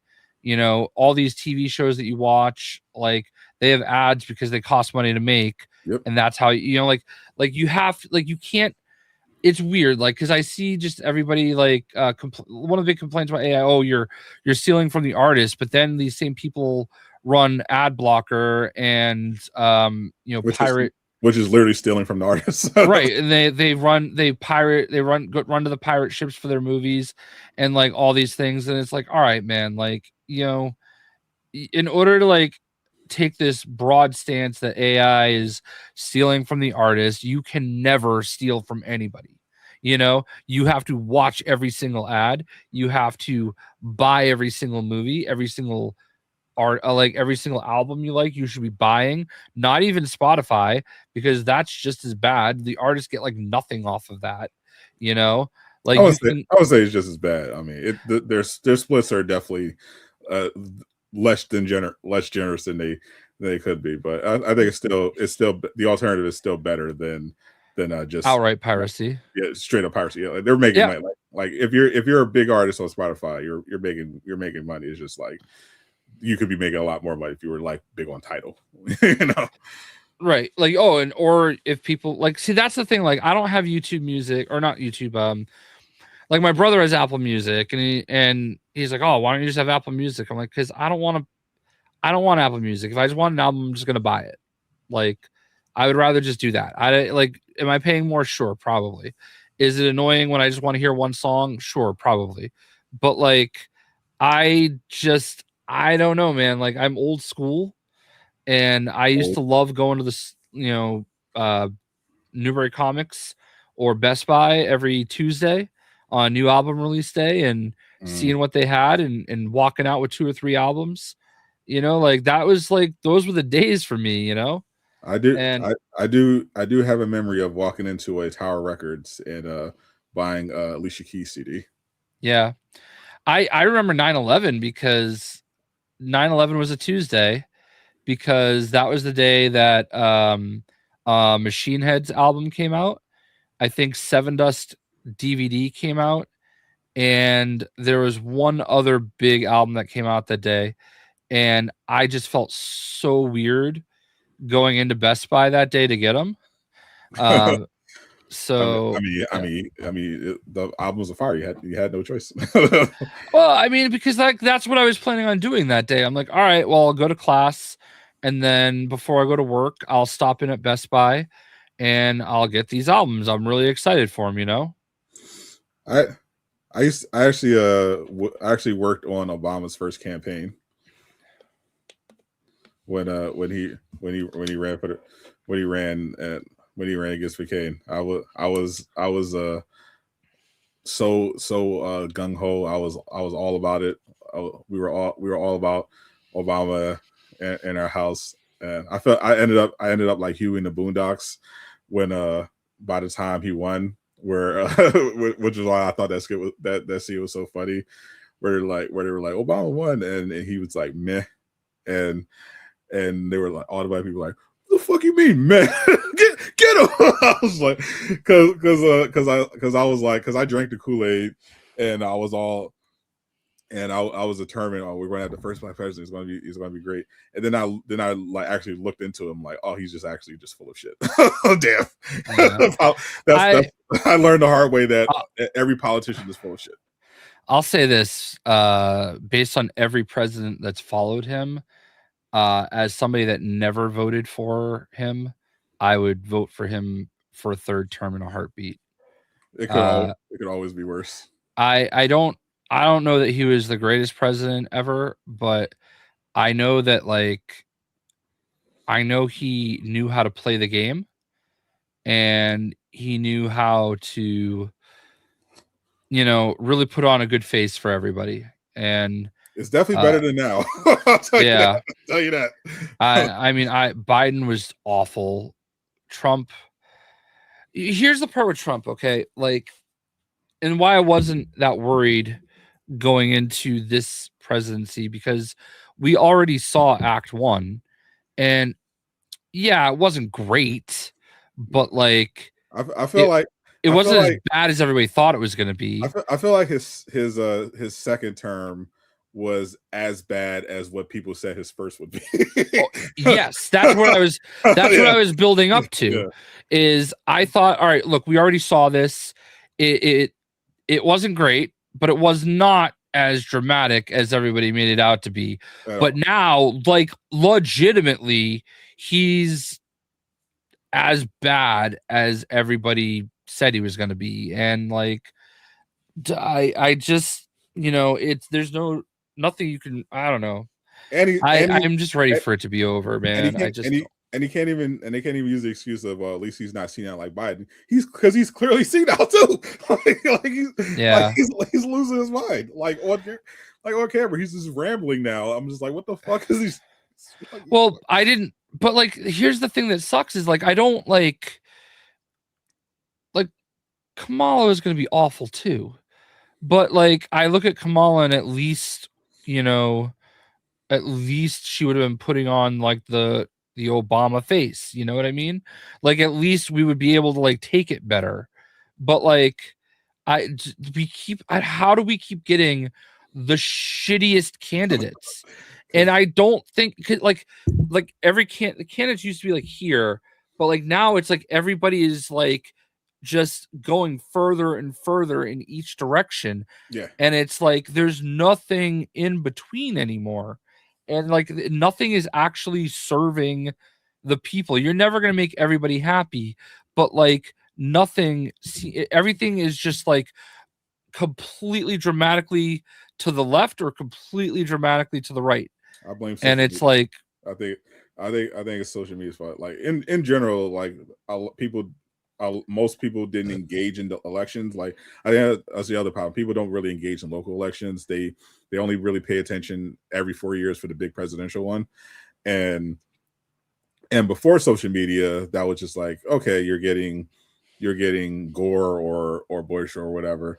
And now like in our hyperpolarized society by social media, now in order to get people's attention, candidates have to be like extreme on one side or the other. Like because remember, Trump tried to run the first time and his campaign failed, but he tested the waters by leaning into the whole birther thing, and he recognized, okay, I got some. When I went extreme, I was getting some heat.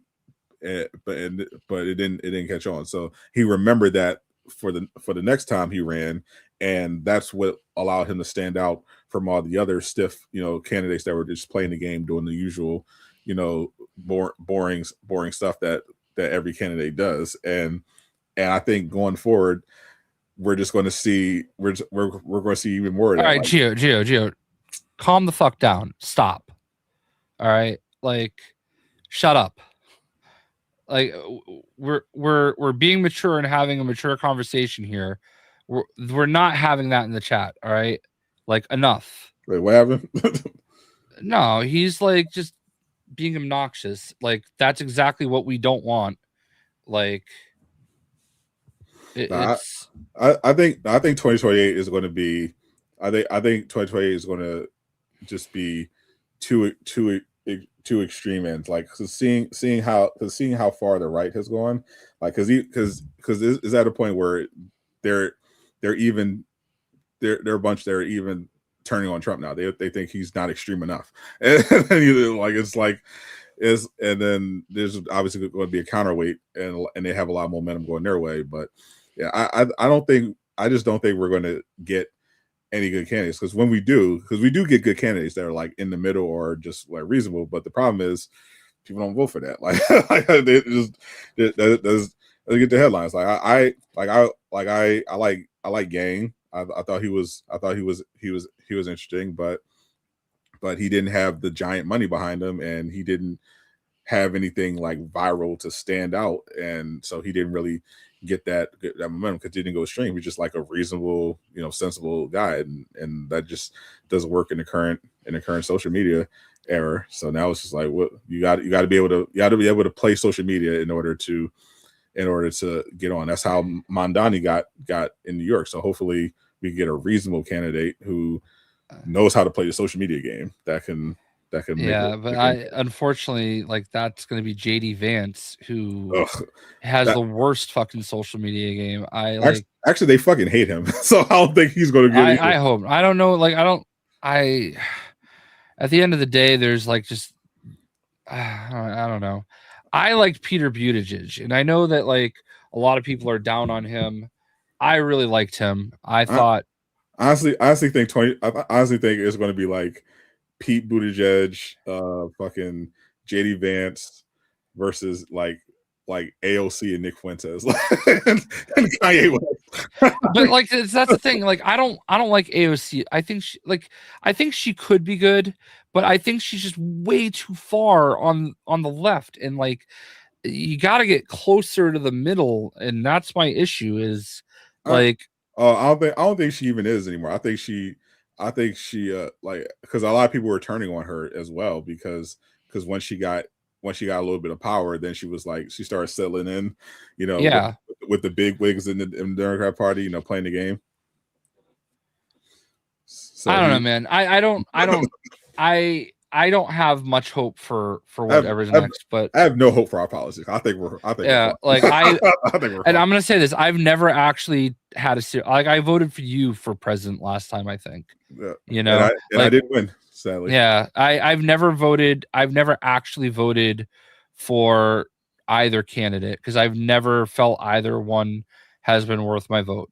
And so, like, when I say I never voted for Obama, I didn't vote for who was running against him either. I wrote somebody in because I thought the whole thing was a joke. Honestly, I think I wouldn't be surprised if 2028 election is Google Gemini versus OpenAI. I feel like we're literally just gonna have. I feel like literally at one point AI is just gonna run the country. Just going to throw away all the elections. Just like, you know what? Hey, we're just going to have AI. We're just going to have a supercomputer run the country.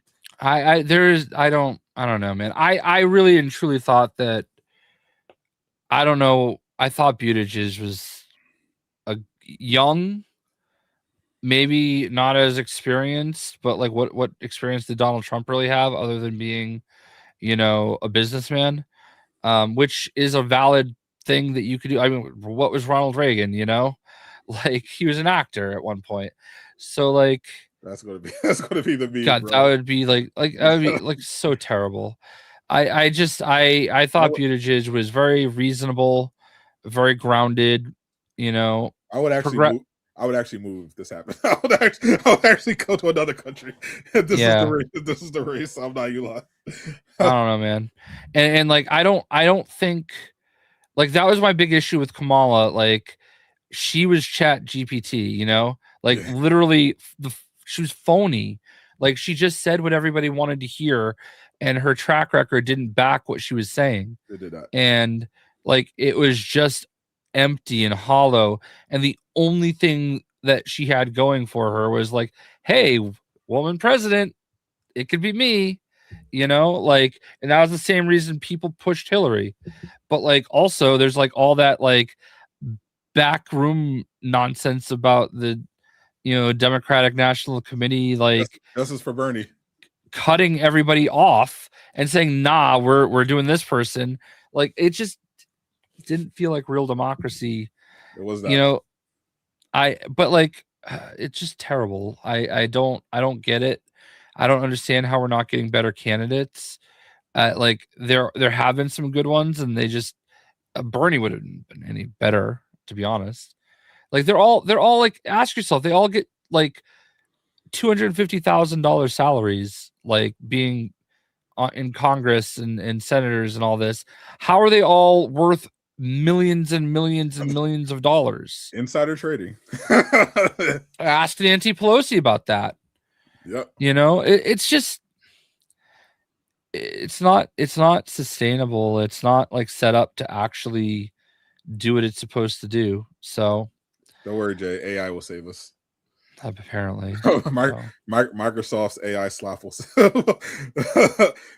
Microsoft Copilot will be the next president of the United States. I really don't like talking too much politics because like I feel like it's all going in one ear and out the other for most people.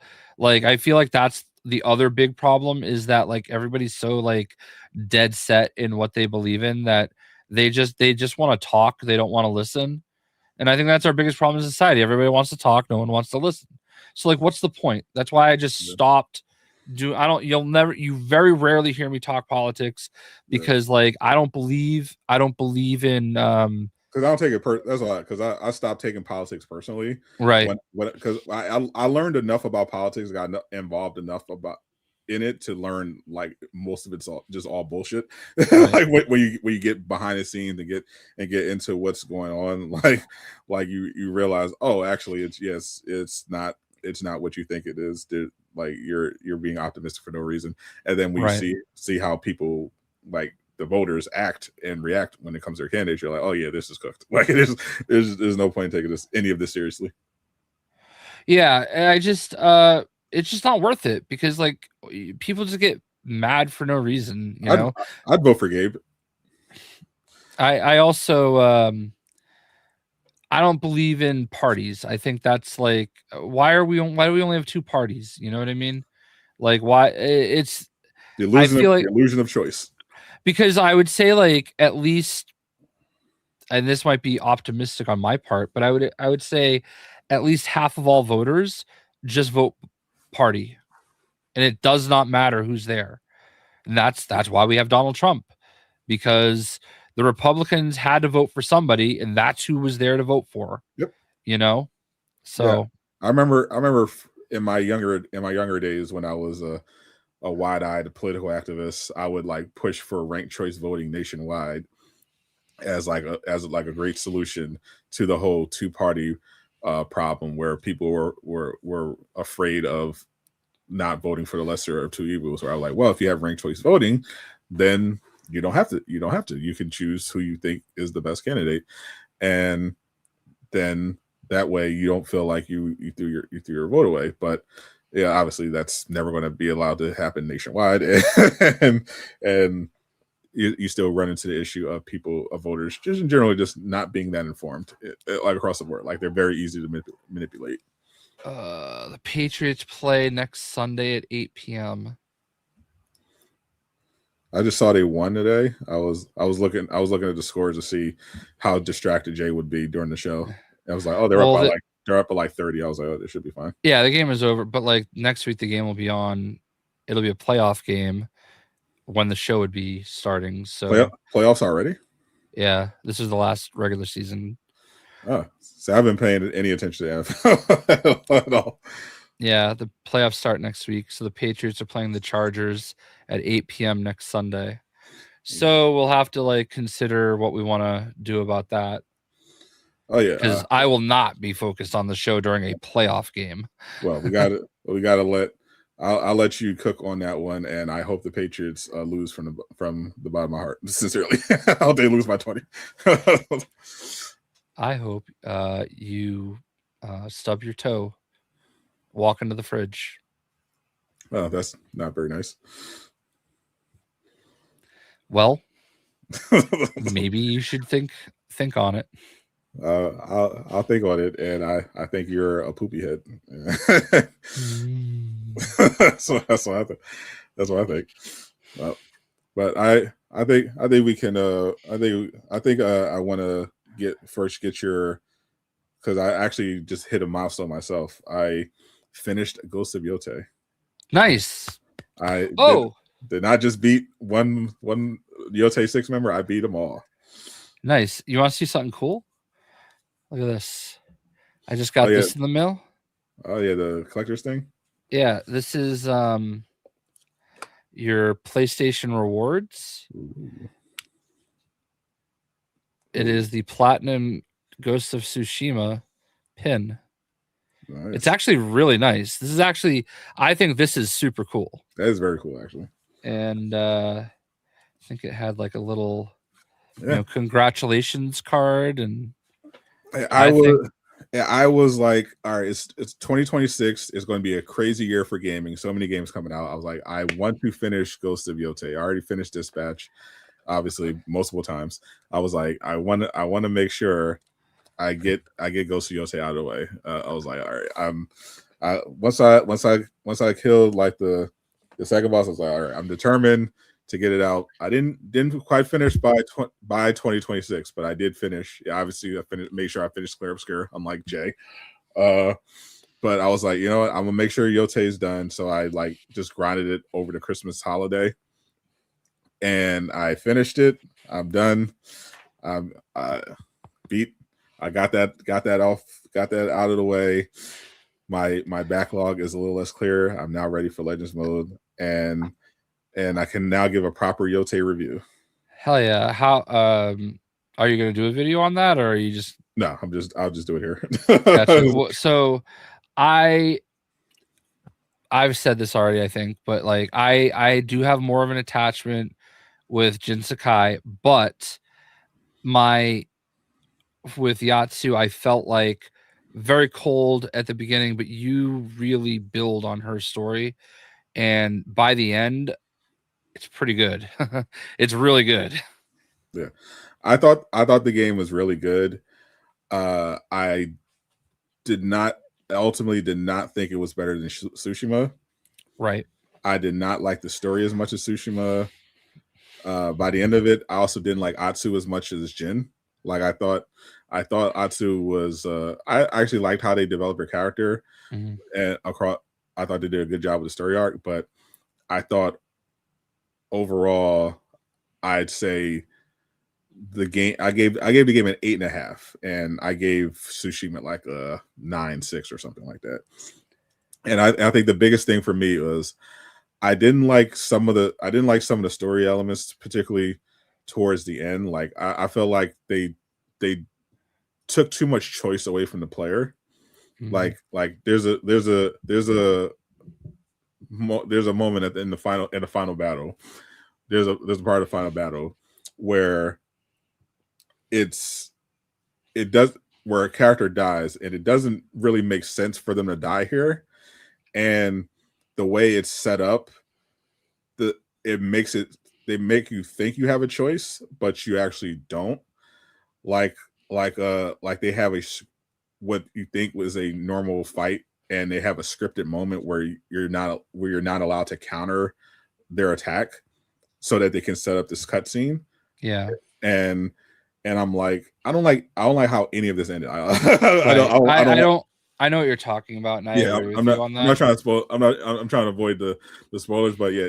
But if you played it, you know, I didn't think that. I thought that was poorly. I thought that was poorly done. And I think at the tree, right? Yeah.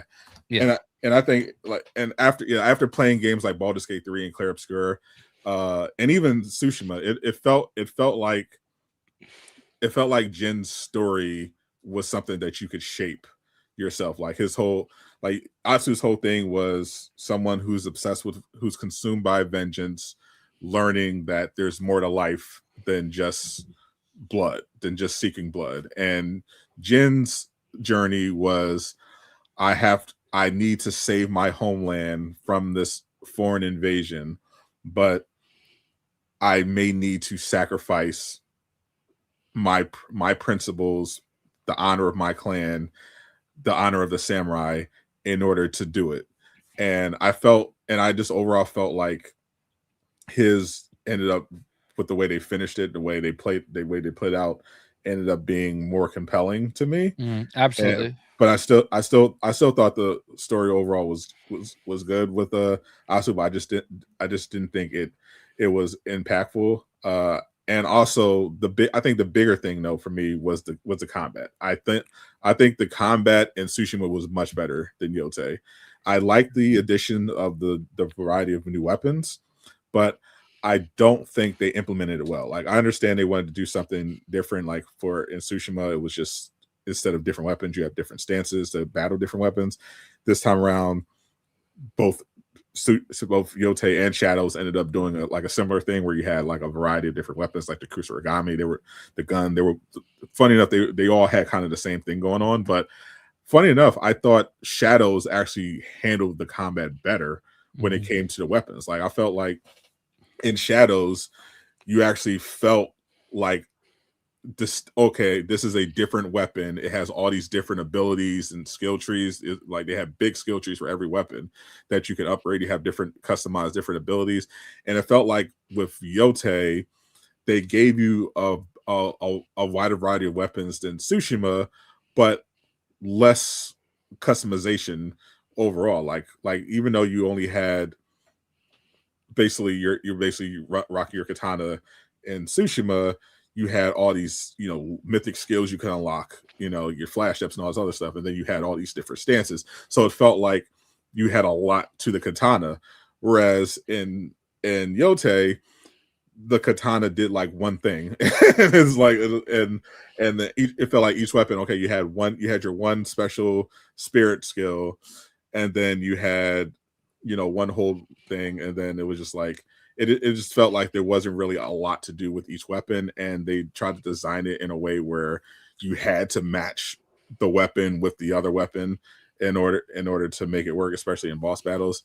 And that part felt underwhelming, but the bigger thing that annoyed me was the fucking camera. It is the worst camera I've ever experienced in an action game in my entire life. It's fucking horrible, and I could not understand how it made it into the game like that. And no matter what I did, nothing fixed it. Like it especially popped up in boss fights where the camera is actively fighting against you. Like even when you try to lock on, like the camera flips and shows and just removes the boss from the screen. So you have to try to guess where the attack is coming from while you try to reorient the camera. And I could not understand why they didn't have this settled, because it was fine in Tsushima. And here I'm like, I'm changing it. I'm looking around, I'm trying to change different settings, thinking, oh, maybe it's the default one might be ass, but maybe there's some, but nothing worse. Is the same problem, and it made the boss fights so unnecessarily annoying because I'm like constantly trying to fight to see the fucking screen while I'm trying to time my attacks and parries. It was so annoying. Yeah, the thing that really resonated with me was just some of the like aha moments that came, like Kitsune's story kind of caught me out of left field. Yeah, that was a great reveal. I thought I followed the path. I think I started after I think the second boss I beat was only on your recommendation. Right. That's the path I went down, and I appreciated the story. It just felt like it just felt like I was enjoying the story, but yeah, the combat was just really throwing me off, mainly because partially because of the I felt like the lack of really a variety in each weapon, but also that the camera was just so insufferable to deal with the whole time. And so overall, I still thought it was a good game, but yeah, I couldn't go higher than 8.5 on there, which is a great score. Which is still a great score. But I do think overall Tsushima was very good. I thought Yote had I thought Bote had much better music. I thought it was better visually, especially in terms of set pieces as well. And I thought that I thought the side stuff was actually better in Yote. It made exploration I enjoyed in Tsushima as well, but it was even more engaging in Yote. I was part of the reason it took so long to finish the game was because I was spending so much time exploring, because there's all the cool stuff you could find just riding around on your horse. And they actually managed to make these missions like interesting. Like even like you think they're just like throwaway stuff. Like I was just riding around and I came across this burning house, and I saved this this woman from like a Ronin that had killed her husband, and set the place on fire, and I went in to try to save her, and she just was like, no, I left, I lost everything. I don't have any other reason to leave. And and you just had to just leave her there, and it was just like, man, this is like a random side event. It's just like, yeah, that's fucking. I know exactly I know exactly where that was too. Yeah, I was like, Jesus. Yeah, there were some really cool missions, like the mission of like the haunted castle. Yeah, was so cool, like visually and just the mission in general. Like Jin Sakai's mission, fantastic. Love was so good. There's even like a Ninja Turtle reference in there. I don't know if you caught it, but yeah, man, it was my favorite game of the year. And to answer Gabe's question, I hope they just keep pumping out Ghost games. I hope their next game is Infamous. Honestly, I want them to. I have no attachment to it, so I think my games of the year were definitely it's how I thought it would end up, and it's exactly how it ended up. It's Clair Obscur, Dispatch, Yote, and I'm looking forward to Legends mode in Yote. But I hope they take a break and do Infamous next. I want a Infamous sequel, reboot something. I just want a new fresh game because it felt like it feels, unless they have like legitimately like a new twist to it, I feel like they could use a break from the Ghost of, until they can find like a way to really revolutionize the formula a little bit, make some use of it. Like I thought, because even just listening to like doing the Jin Sakai side quest, finding out how he was the first shinobi, I'm like, well, that could have been the sequel. That sounds fucking interesting. Yeah, and that's the thing that like is hard, is like I feel like Yote at a much lower scale suffered what Rocksteady went through with, Suicide Squad, where for a lot of people, their choice of what to do next was an automatic no. You know what I mean? I'd say this was much closer to Rocksteady. I think this will be much closer to Arkham Knight than the Suicide Squad. Well, no, because that was still Batman, though. You know what I mean? Like this is still sure, yeah, but like it's not as dramatic. The Suicide Squad. I am saying it's not as dramatic, but like because it was a completely different game. Like it was a completely different genre. Whereas people forget now because it's glazed to hell and back. But Arkham Knight was very controversial when it came out. A lot of people, Batman fans in particular, did not fucking like that game. Yeah, no, you're right. You're right. Like, because it was coming off of Arkham City, the best superhero game ever made, and the follow up to that, there was a lot of stuff people did not like about it at all. The Batmobile, the final boss, like the story, like a lot of people had a lot of problems with Arkham Knight, and it ended up working out. Like people still ended up loving it, thinking it's still a great game. But pretty much everyone would agree, City is better. Right, for sure. But like here's the thing, okay? Like this is kind of what I meant. All right, I'm gonna use a different reference, and why I said Suicide Squad. Okay, because like all the signs were there. Everybody loved Jin Sakai. They wanted more Jin Sakai. Right. And the second they saw Atsu, they were like, no. That was more what I was saying. And that's what I meant by with Rocksteady not sticking with Batman. These are the top 9 comics of 2025. I saw this. Batman. All right. Like Batman's name is in like almost everything. Shout out to Invincible, number 4. Yeah, but like Deadpool number 1. Like Batman. I think this tells you everything you need to know when you have a good thing. And of course, this is the first time having a sequel to Ghost. They didn't know. They just assumed that people loved the series and they would just automatically love something similar that's a little bit different. But now they know, okay, man, they really fucking love Jin. So what do we do about that? That's the thing. I don't even think it was. I think most of it's not Jin backlash came from the grifters who didn't even play the first one. Because if you look at the sentiment, most people enjoyed Yote.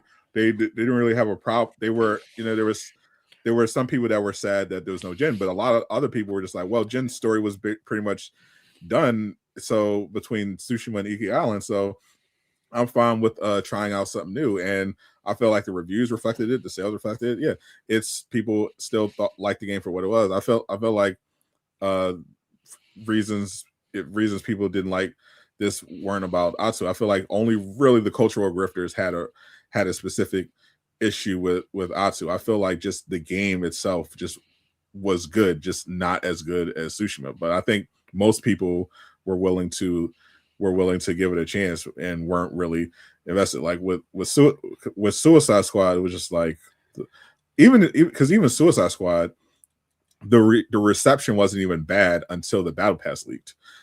Like people were like intrigued. Yeah, I mean, people were intrigued by that first trailer. I remember there was a lot of hype around it, especially after seeing Superman. And then when the battle pass leaked on top of people seeing kind of a glimpse of the gameplay, they were like, "Oh no, this is looter shooter slop," and just wrote it off. I was just talking on like a more broad level, but like I do remember when Yote got announced, like immediately there were a lot of people that were like, "Oh my god, what the fuck? It's not Jin Sakai." You know what I mean? And I do feel like, there were a lot of people with Suicide Squad where it was like, oh, what the fuck? Why aren't you just making another Batman game? So like that was more kind of like outside level, like top layer stuff, you know what I mean? Not needing to get too much deeper into it. Like there are people that wrote both games off just immediately because of what they weren't, and I do think I think people are just way too overcritical about everything now, and that gets back to like what we were talking about with Stranger Things. It's like everybody's looking for every possible loose end that didn't get tied up, and they just need to know. And it's like, why? Like, why can't it? Like, why do you need to know about Dustin's like ham radio girl? Like, whatever, she served her purpose. Some of the nitpicks were like really insane. Like I do not give like really gives a fuck about this, but there were also a lot of like really like huge plot holes. Sure, like, but I was more getting into but I was more getting into like I just like the way that you described why we loved Jin Sakai the way that we did, because like he was more layered and there was more to it. And I feel like Atsu's story was a really good story. Like that was a really good story. It did have issues, sure, but like I don't know, man. I just feel like people weren't ready for it, it did tie up Jin's story, but not the way people wanted. I really did think that we were going to get a Tsushima 2. And I really hope they do a third one, and I hope they kind of go I feel like they can't do a female protagonist again. I would have loved a Shinobi, a Ghost of game of Jin as a Shinobi, just a pure Shinobi, just a pure Shinobi. Yeah, I feel like a lot of these companies are going to start making safer games, but that graphic I just showed, like, oh yeah, people are definitely. How do you not just invest in Batman? I mean, this is what they're doing. They're going to keep doing that, which I understand. And I always thought, keep making Batman games, but also make other stuff, because there's a lot of other properties that DC could be profiting off of that they're just not. But I just wonder why. Like, all right, obviously, Batman, Deadpool, like that was fucking cool, right? And obviously, it's number 1 and number 3 for the year because each one had like 57 different covers, like, so, but like that was an event, and that was like, but the absolute franchise, for whatever reason, I haven't really read it, but I have the first volume of Absolute Batman. I haven't read it yet, but I haven't read it. But yeah, Absolute Batman did well. Absolute Flash is on the list. I remember Absolute Wonder Woman did great as well. That was the first one that really popped off. Yeah, so like I understand, but like it's like, how do you ever, like, why is it that Batman is like so like the only thing like people are buying at like the top level right now, And Flash, he's in the top 10, right? But I mean, I'm just saying that, like, and Invincible. I'm just saying, like, Batman is the common theme though. Like there's like 6 out of the 9 top titles have Batman in it. You know what I mean? Yeah, because people are playing, and they definitely milk it, and they definitely did some shenanigans by having all these different covers. But like the reality is, they made one really great Batman series, and it popped off, and then they boosted, they further inflated those by having like different variant covers. But I think the issue with comics in general is that, especially when it came to DC and Marvel, is that they were playing it too safe. They just didn't have enough interesting creative ideas. That's why you don't have this issue with like manga, for example. Like if you look at the top selling manga, which has been beating the shit out of comic books for years now, like you don't see Goku like 50 fucking times, because every year there's like a new, like there'll be a year like, oh, Naruto's a new thing, it's huge, it's crazy. Oh no, Attack on Titan just came out, that's crazy. Oh no, Jujutsu Kaisen just topped that. No, Demon Slayer just topped that. Like Chainsaw Man just topped it. Like there's always something new and fresh coming, multiple things coming every year of interesting stories that with compelling characters. And it felt like Marvel and DC at some point kind of lost that, and were just like trying to just milk the same characters over and over again in just uninteresting, increasingly uninteresting ways. And it just took like somebody just coming along and like saying, hey, let's, because there were years where Batman wasn't like dominating like that. Like even still, like you had a year where Harley Quinn was on top when it came to the comics, when it came to DC Comics. But it's just like, if you just take a character and you tell a really cool story with, and it's even easier if you already have an established character, people will buy it. People will buy it. And I feel like comics just need to do just a better job, and DC in general and Marvel need to do a better job of empowering really good writers and letting them do really cool shit again. Well, I think the biggest takeaway I had from that list is 7 out of the 9 titles were DC.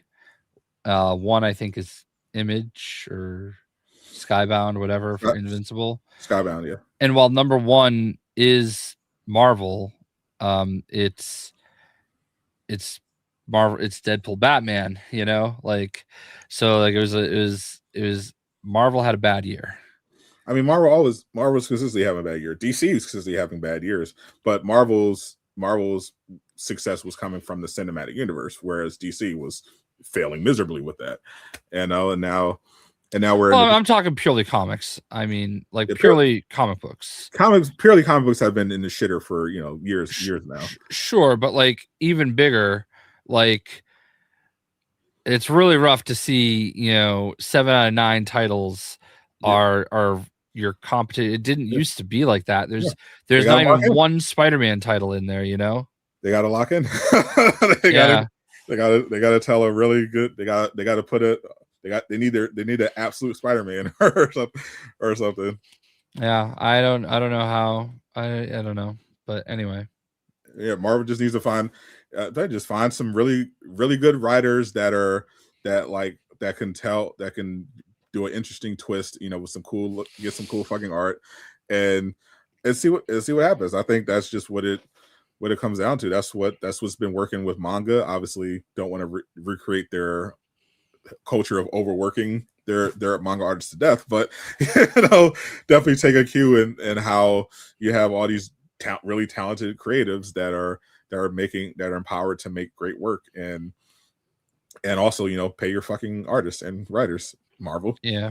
Marvel. Looking at you, Marvel. Yep. They're definitely going through it right now. So pay them, please. I will say that I've been curious because there's a website that I've bought comics from before that I got an email right before the second printing of Deadpool Batman came out. That they basically just had a bundle with all the covers, and it was cheaper than buying them one by one. So I was like, okay, well, I'll just order that. And then like they came out in November and I never heard anything. And I never even got a shipping notification, but apparently they're finally coming tomorrow. Oh, so that'll be interesting. Oh yeah, I'm a check them out. I gotta sit down and read because I also got Corey Kenshin's second volume of his manga. I want to read that too. The first volume was really good. I want to finish. I'm gonna probably read them both. Oh yeah, speaking of Netflix, I did see people are mad at James Gunn or saying James Gunn was being threatened, essentially because he said he was excited for the Warner Brothers and Netflix deal, and I'm sure I'm sure he has to say that, like just like he said, Flash was one of the best superhero movies he's ever saw. He's playing the game. James is a veteran. He knows playing the game, and now there's a new boss in town potentially if this deal gets approval. It definitely doesn't look like Netflix has big plans for the gaming division. Their games, obviously Netflix had interesting games to some degree, but I don't imagine they're going to. Obviously, they mainly bought all this IP so that they can have Marvel, so they can have competition for Marvel. Since they had success with the Marvel stuff, now being able to own DC, they can do Daredevil, but for DC now is basically the goal. Have all this extra content on the platform. I don't think they're going to do much with gaming. I think they're either going to just kind of let the studios kind of do their thing and not have much oversight, or they're just going to probably sell them off. Everybody made such a big deal about how there's this quote. We might have talked about this before. I don't remember. Yeah, we did, but yeah, he's basically just say they didn't value the gaming division in the acquisition.